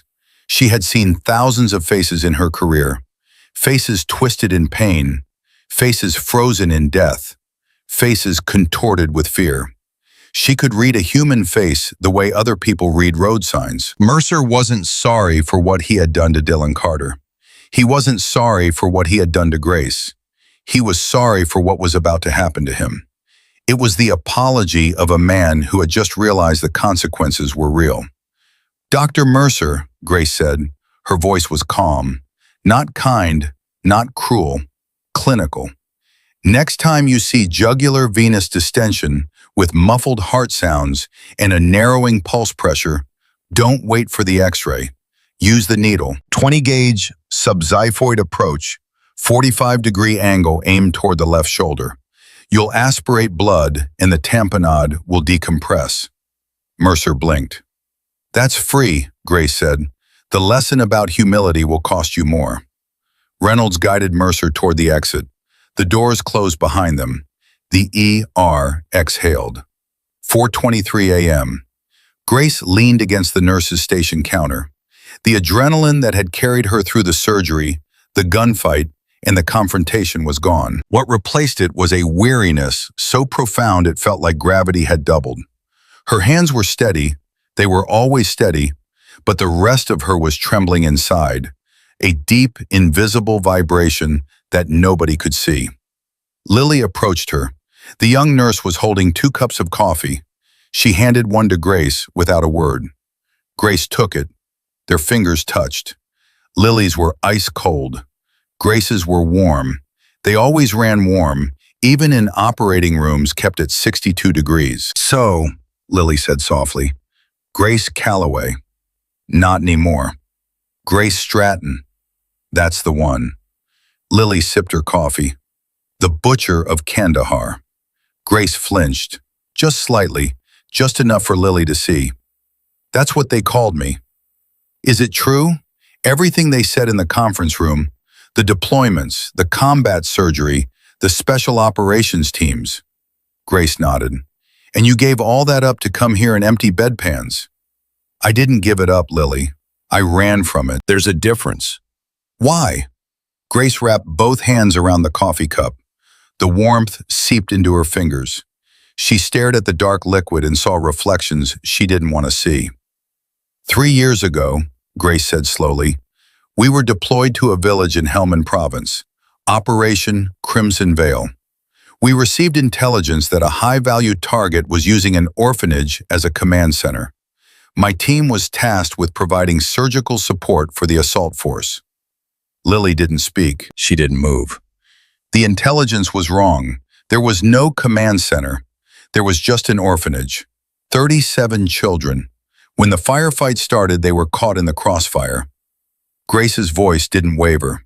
It was flat, factual, the way she had been trained to deliver after-action reports. They brought me 11 children that night. Shrapnel wounds, burns, blast injuries. I operated for 14 hours straight. I saved 6. She paused. I lost 5. The coffee cup trembled in her hands. She set it down on the counter. 5 children, Lily. The oldest was 12. The youngest was 4. I held that 4-year-old girl's heart in my hand, the same way I held Dylan's tonight, and I couldn't make it beat again. I tried for 27 minutes. Manual massage, epinephrine, internal defibrillation. Nothing worked. Grace. Her name was Amira. She had a pink ribbon in her hair. It was still there when I stopped. Grace looked at her hands. The hands that everyone in this hospital was now calling miraculous. The hands that had saved a Marine's life. The hands that could open a chest in 4 seconds and restart a heart that God had given up on. I walked into the desert after that, Grace said. I left my rifle, my radio, my ID. I walked for 2 days. A shepherd found me unconscious near a road outside Lashkar. By the time the military figured out where I was, I had already decided. Decided what? That I couldn't be the one who chooses anymore. Valkyrie chooses the dead. That's the legend. But I wasn't choosing the dead, Lily. I was choosing the living. And every time I chose someone to save, I was also choosing someone I couldn't save. And after Amira, after that pink ribbon, I couldn't do it anymore. Lily's eyes were wet. She wiped them with the back of her hand and took a shaky breath. But you chose tonight, Lily said. You chose Dylan. I didn't choose, Lily. That's the thing. Grace looked toward the elevator, toward the ICU, toward the boy she had saved twice in one lifetime. When his heart stopped, there was no choice. There was just the promise. Leave no man behind. My hands moved before my brain could stop them. Maybe that's what it's supposed to be, Lily said quietly. Maybe the choosing isn't the point.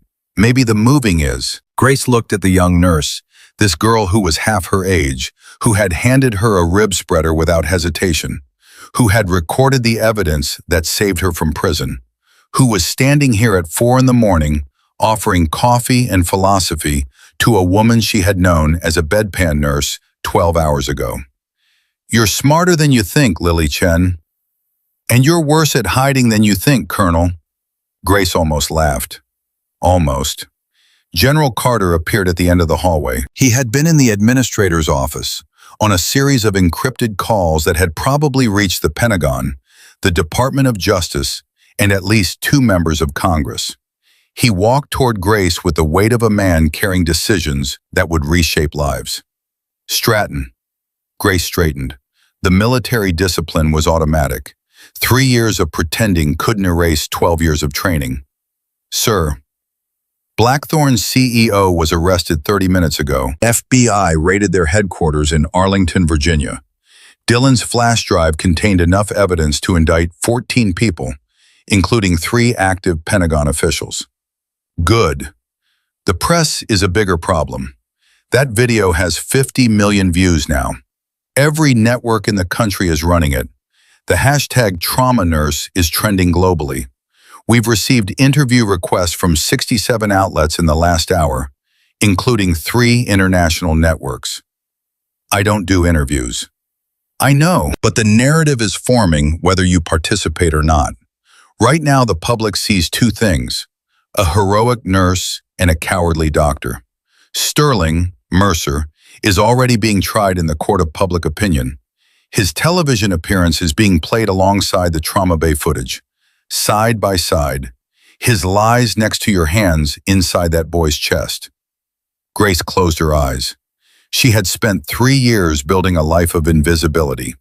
3 years of no cameras, no records, no footprint. One night, one phone ringing, one Marine bleeding out, and the wall she had built was ash. "What do you need from me, General?" Carter studied her face. He had commanded this woman in combat. He had read her after-action reports. He had pinned a Distinguished Service Cross to her chest while she stood at attention with 37 stitches in her left arm. He knew what she was capable of. He also knew what she had lost. "I need you to stop running, Grace." She opened her eyes. "The Army doesn't need you back. Not like that. But this hospital, this country, needs surgeons who can do what you do. The world saw those hands tonight. You can't put them back in your pockets. And if I can't handle it, if the next patient I lose sends me back into the desert, then you'll have people who pull you back. You didn't have that before. You do now." He looked at Lily, at Langston, who had appeared in the corridor behind them, at Rowan, at the nurses and techs and residents who were watching from their stations with faces full of something Grace hadn't seen directed at her in 3 years. Hope. They were looking at her with hope. "The hospital needs a director of trauma surgery," Carter said. "Langston told me the position opened up tonight. Apparently the previous ER director is currently being booked on federal obstruction charges." "I have conditions," Grace said. "You always had conditions, even in Kandahar. I run the department my way. No politics, no egos. If a nurse sees something, we listen. I don't care if they've been on the job for 20 years or 20 minutes. The person closest to the patient is the person who speaks first." Done. "And I want a hybrid OR, a real one. Angiography suite, rapid transfusion capabilities, surgical bay that can handle damage control surgery without transferring to the main OR. If I'd had that tonight, I could have done the entire repair in the trauma bay. Dylan wouldn't have needed the elevator ride. I'll make calls in the morning." Grace looked down the hallway. The ER was still quiet, the calm after the storm, the held breath moment between catastrophe and what comes next. Blood was drying on the floors upstairs. Bullet holes dotted the ICU walls.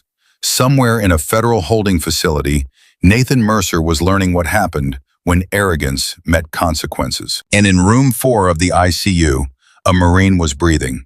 His heart was beating. The green line on his monitor was tracing the steady, rhythmic signature of life. A life that had been stopped and restarted by a woman the world had dismissed as nothing. Grace reached into her pocket. She pulled out the name badge, the one that read, Calloway, G, nursing staff. She held it in her palm for a moment. She felt the weight of it, the anonymity it represented, the safety, the hiding. She set it on the counter. "Okay," Grace said, "but I'm keeping the oversized scrubs. I like the pockets." Lily laughed, a sharp, surprised sound that broke through the tension like sunlight through storm clouds. Langston smiled. Even Rowan, stone-faced federal agent that he was, cracked something that might have been the beginning of a grin. Carter extended his hand. "Welcome back, Colonel." Grace took it. His grip was iron. Hers matched it. "It's doctor now," she said. "Just doctor." Carter nodded. "Fair enough." 4:38 a.m. Grace walked back toward the elevator alone. The Marines had secured the ICU floor. Rowan's team was processing the crime scene. The hospital was transitioning from crisis to aftermath. That strange, liminal space where everyone is still breathing too fast, but the danger has passed. She pressed the button. The doors opened. She stepped inside. As the elevator rose, Grace Stratton, the ghost, the Valkyrie, the butcher of Kandahar, the woman who had been invisible for 3 years, caught her own reflection in the polished steel of the elevator doors. Bloody scrubs, plaster dust in her hair, a cut on her forehead, dark circles under eyes that had seen more death than most people could imagine. But those eyes were clear. For the first time in 3 years, they were clear. The doors opened on the ICU floor. Grace walked to room 4. Through the glass, she could see Dylan Carter's monitor, the green line rising, falling, rising, falling, alive, steady, strong. She pushed open the door and went inside. Dylan Carter was awake. His eyes tracked Grace the moment she entered room 4. The ventilator had been removed 40 minutes ago. Langston had cleared his airway during the surgery and replaced with a nasal cannula delivering steady oxygen. His voice was wrecked, barely a rasp, but his eyes were sharp. Sharper than they had any right to be for a man who had been clinically dead 3 hours ago. Grace checked the monitor first. Force of habit. Heart rate 82. Blood pressure 118/74. Oxygen saturation 97. Numbers that would make any surgeon breathe easier. Numbers that said the repair was holding. She pulled the plastic chair to his bedside and sat down. Her knees ached. Her back ached. Every muscle in her body was screaming for rest. But she had promised herself a long time ago, you never leave a patient alone on their first night back from the dead. "Doc," Dylan whispered. His voice sounded like gravel dragged across concrete. "Don't talk," Grace said. "Your throat is raw from the intubation. Give it a few hours." "Can't." He swallowed hard, wincing. "Need to say something." "It can wait." "No, it can't." His hand found hers on the bed rail. His grip was weak, but deliberate. "I remember you." Grace went still. "Fallujah," Dylan rasped. 2015. The Humvee. I was 20. Lance Corporal. Dumbest kid in 1st Recon. IED hit us at the intersection near Route, Michigan. The truck flipped. I was pinned. My leg was... There was blood everywhere. I couldn't see. I couldn't breathe. I thought I was done. "Dylan, you need to rest." Then you crawled in. Through the fire. The truck was burning and you crawled in. You put something on my leg. A clamp, I don't know. And you dragged me out. I remember your voice. You kept saying, "Stay with me, Marine. Stay with me." Over and over. Grace's jaw tightened. She remembered. She remembered all of them. "You had 2nd-degree burns on your back," Dylan said. "I found out later. You didn't even mention it.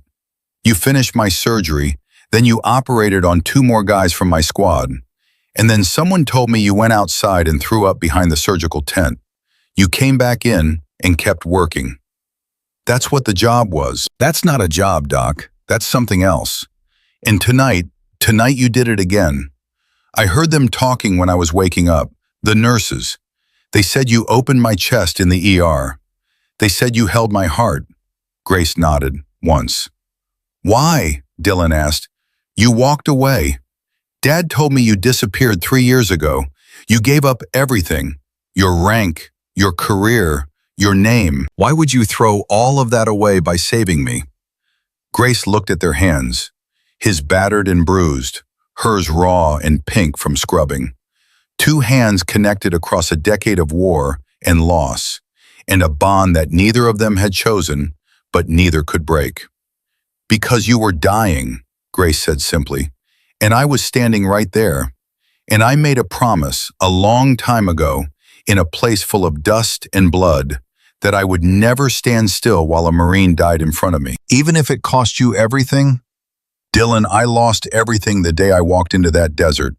Tonight I didn't lose anything. Tonight I just stopped pretending I was someone else."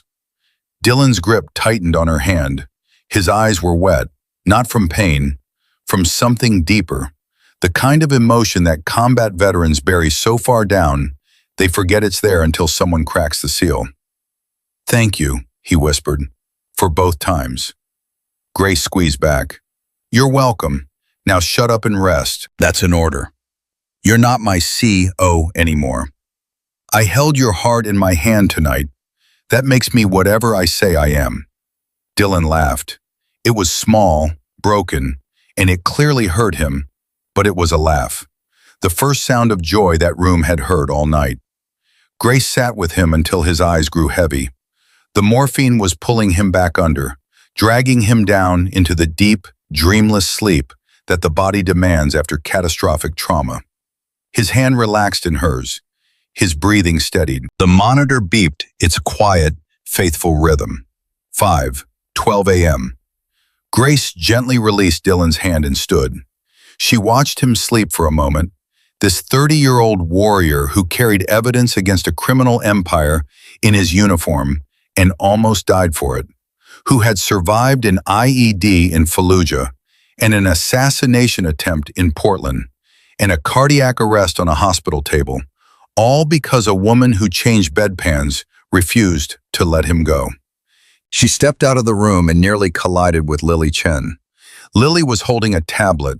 Her face was different, not the trembling, overwhelmed young nurse from 3 hours ago. Something had hardened in her. Something had crystallized.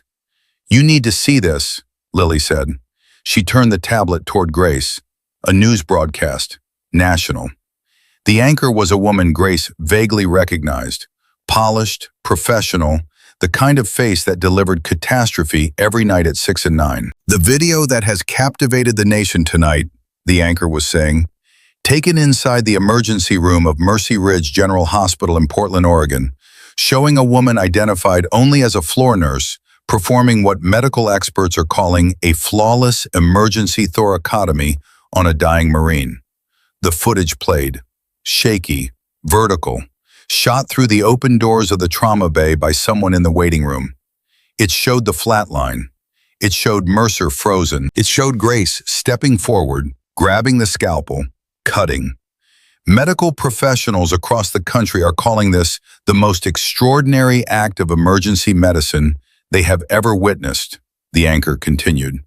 Dr. James Whitfield, chief of trauma surgery at Johns Hopkins, told our network, and I quote, "What that woman did is something most surgeons couldn't do in a fully equipped OR with a full team. She did it alone, in an ER, with no support. Whoever she is, she's not a nurse. She's operating at a level I've only seen in military surgical teams." Grace stared at the screen. 57 million views. The number was climbing in real time. "They're calling you the trauma nurse," Lily said. "It's the #1 trending topic in the world right now. Every network wants your name. The DoD hasn't released it yet, but it's only a matter of time." "I know. There's more."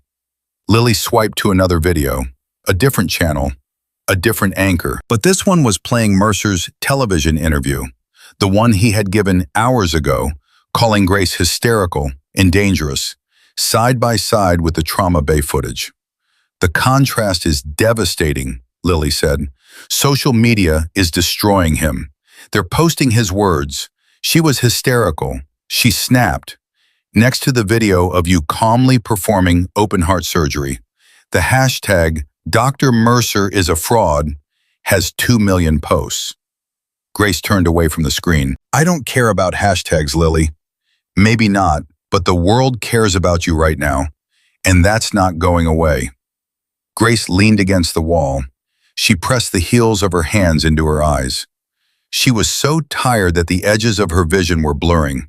So tired that her body felt like it was vibrating at a frequency just below the threshold of pain. "I spent 3 years building a life where nobody looked at me," Grace said. 3 years of being nobody. And in one night, one phone call, one Marine, one cut, all of it is gone. "Was it worth it?" Lily asked. Grace dropped her hands.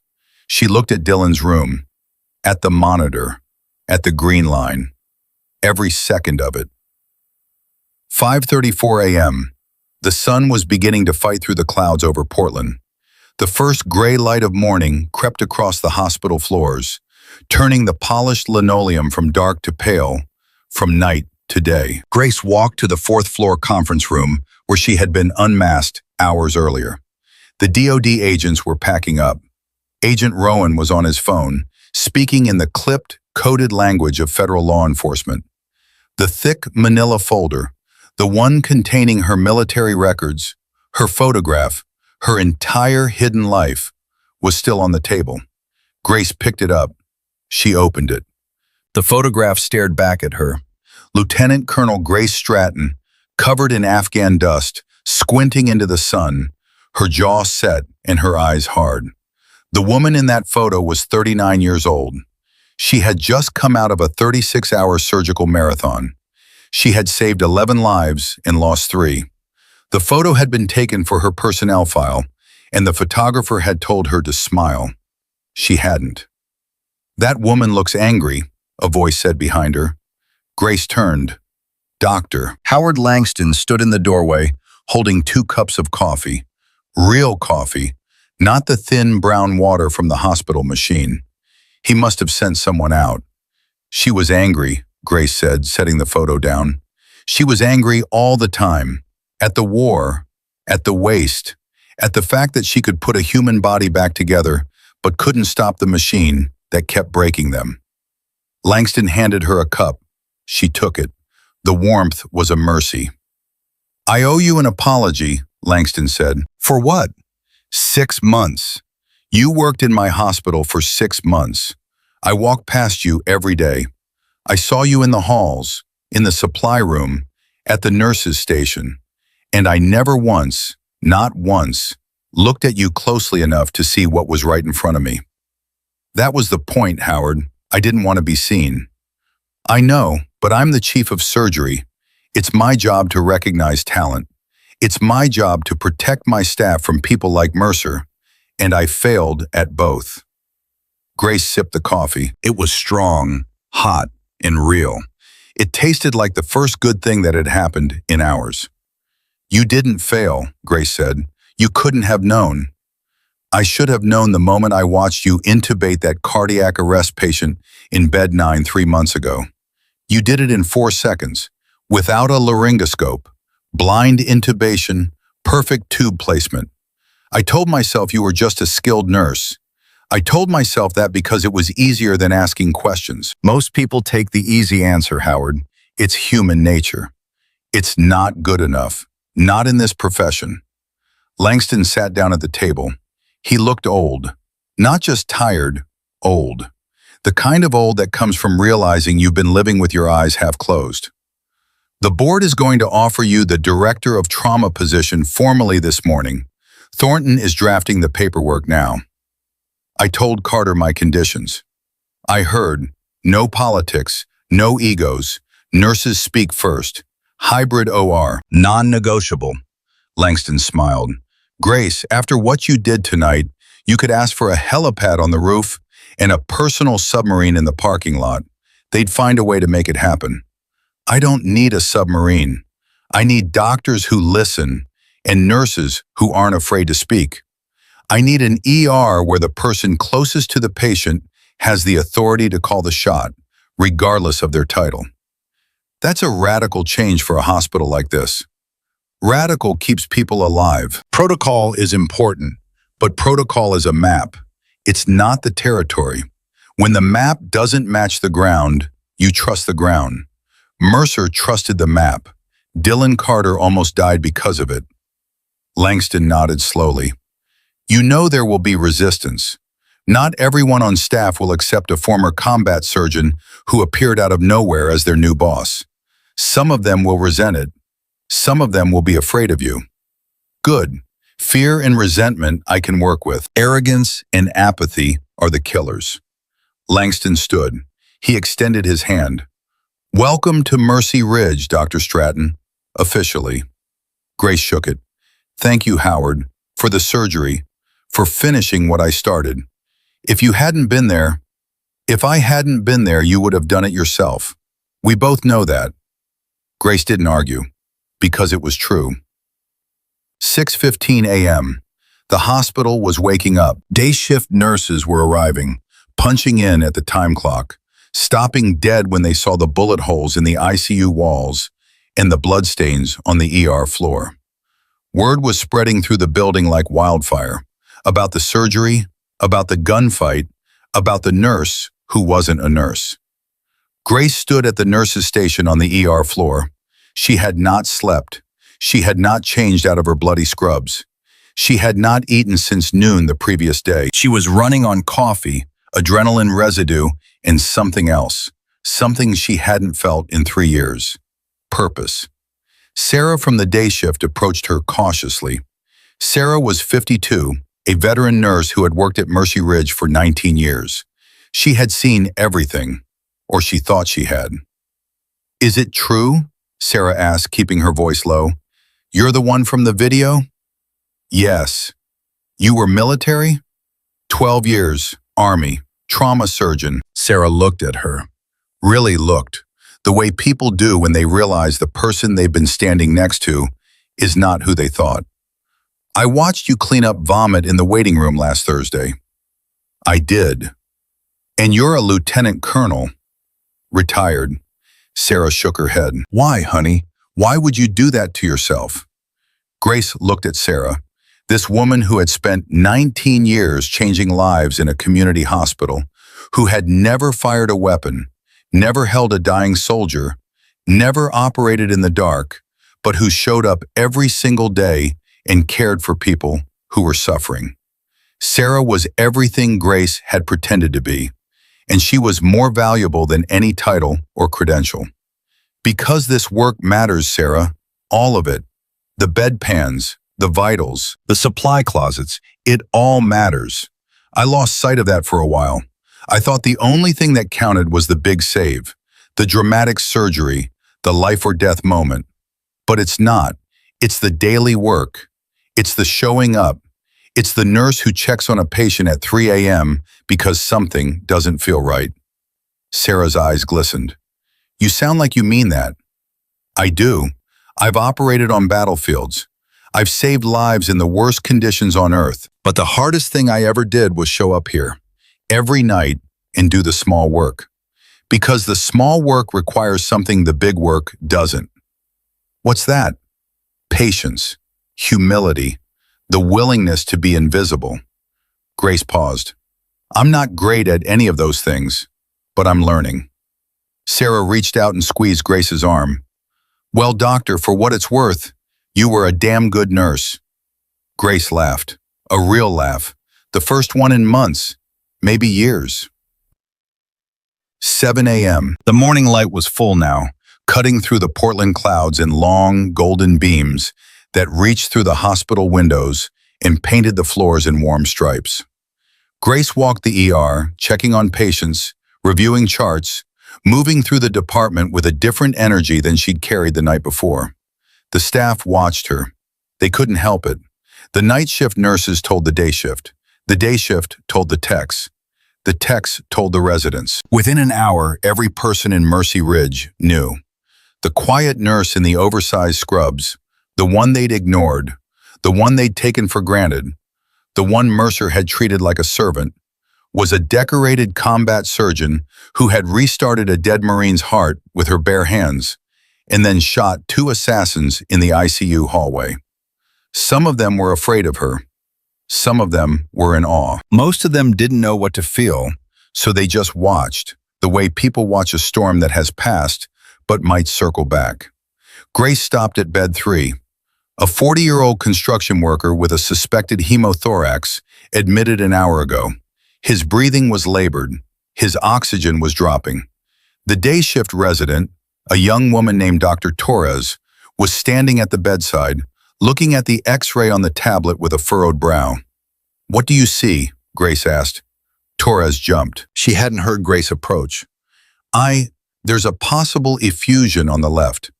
I was going to order a CT to confirm before we..." "Listen to his chest." Torres put the stethoscope on. She listened. Her eyes widened. Absent breath sounds on the left. Completely absent. "What does that tell you?" "Hemothorax, or a tension pneumothorax." "Which one?" Torres listened again. She checked the trachea, deviated to the right. She checked the neck veins, distended. "Tension pneumo," Torres said. "He needs a needle decompression, right now." "Then do it." Torres looked at Grace. "I've never done one on a real patient, only simulation." "First time for everything, Dr. Torres. Second intercostal space, mid-clavicular line, 14-gauge needle. You'll hear the hiss when you hit the pleural space. Trust your training." Torres grabbed the needle. Her hands were trembling. She positioned it over the patient's chest. She looked at Grace one more time. "You've got this," Grace said. "Go." Torres inserted the needle. A rush of air escaped, the trap pressure releasing from the chest cavity. The patient gasped. His oxygen numbers began to climb. His breathing eased. The color returned to his face. Torres pulled the needle back, her hands still shaking, her eyes wide with the raw, electric thrill of saving a life for the first time. "I did it," Torres whispered. "You did it," Grace confirmed. "Now put in a chest tube to keep it drained. And next time, don't wait for the CT. When the clinical picture is that clear, trust what you hear and what you see. The patient's body is talking to you. Listen to it." Torres nodded, her eyes bright. "Yes, doctor." Grace moved on. Bed 5, bed 7, bed 9. She moved through the ER the way she used to move through a forward surgical tent. Calm, purposeful, seeing everything, missing nothing. But she wasn't barking orders. She wasn't operating. She was teaching. She was watching the young doctors and nurses work. And when they hesitated, she didn't take over. She guided them. She asked questions. She made them find the answers themselves. It was a different kind of surgery, not the scalpel kind, the human kind. Building something instead of cutting something. Growing a team instead of saving a single life. 8 a.m. Grace returned to the ICU. Dylan was awake again, propped up slightly, sipping water through a straw that a nurse held for him. General Carter sat in the chair beside the bed, his uniform jacket draped over the back, his sleeves rolled up. He looked 10 years older than he had 4 hours ago. Grace knocked on the glass. Carter waved her in. "How's the patient?" Grace asked. "Stubborn," Carter said. "He wants to get up." "I feel fine," Dylan rasped. "You had open heart surgery 4 hours ago. You don't feel fine. You feel morphine." Dylan managed a weak grin. "Same thing." Carter stood. He looked at his son, then at Grace.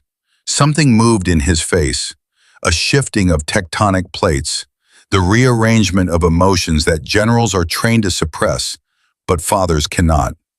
"I need to make calls," Carter said. "Congressional briefings. DOJ wants a statement. The Secretary of Defense wants to know why one of his most decorated surgeons has been scrubbing floors in Oregon for 3 years." "Tell him I was on vacation," Grace said. Carter shook his head. "Grace Stratton, still the most insubordinate officer I ever commanded. You loved it, sir. I tolerated it, because you were always right." He moved toward the door, then stopped. "The board voted 20 minutes ago, unanimous. You're the new director of trauma surgery at Mercy Ridge General Hospital, effective immediately. Langston is your deputy chief. Thornton is expediting the credentialing paperwork. Your military medical license will be reinstated by end of day." And Mercer? Federal custody. The text message to the burner phone is being investigated as potential accessory to attempted murder. At minimum, he's facing obstruction of justice and medical negligence charges. His license is suspended, pending review. His uncle? Resigned from the board this morning, released a public statement distancing the family from Nathan's actions. Grace nodded. She felt nothing toward Mercer. Not anger, not satisfaction, not pity. Just a clinical blankness. The same emotional flatline she used to feel after a long surgery. The work was done. The patient was alive. The rest was paperwork. Carter left. Grace sat in the chair he had vacated, next to Dylan's bed. They sat in silence for a long time. Not awkward silence, the silence of two people who have shared something so extreme, so violent, so intimate that words are inadequate, and both of them know it. Finally, Dylan spoke. "Are you going to stay?" Grace looked at him. "At the hospital?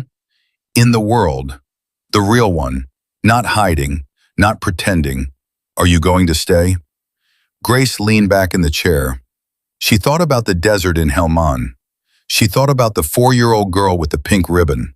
She thought about 3 years of invisibility, of fake names in empty rooms and nights so quiet she could hear her own heartbeat and hate it. She thought about the moment she picked up that scalpel tonight, the way her body had moved before her mind could catch up, the way her hands had found Dylan's heart in the dark, wet chaos of his open chest and squeezed it back to life. She hadn't chosen to act. She had been unable to choose not to. That was the truth she had been running from. Not the trauma, not the loss, not Amira. The truth was simpler and more terrifying than any of that. Grace Stratton was built to save lives. It was not a career. It was not a skill. It was who she was, coded into her DNA, wired into her nervous system, inseparable from her identity as her fingerprints or the sound of her voice. She could no more stop being a surgeon than she could stop breathing. 3 years of trying had proven that. "Yeah," Grace said quietly. "I'm going to stay." Dylan closed his eyes. A tear tracked down his bruised cheek. He didn't wipe it away. "Good," he whispered, "because you owe me.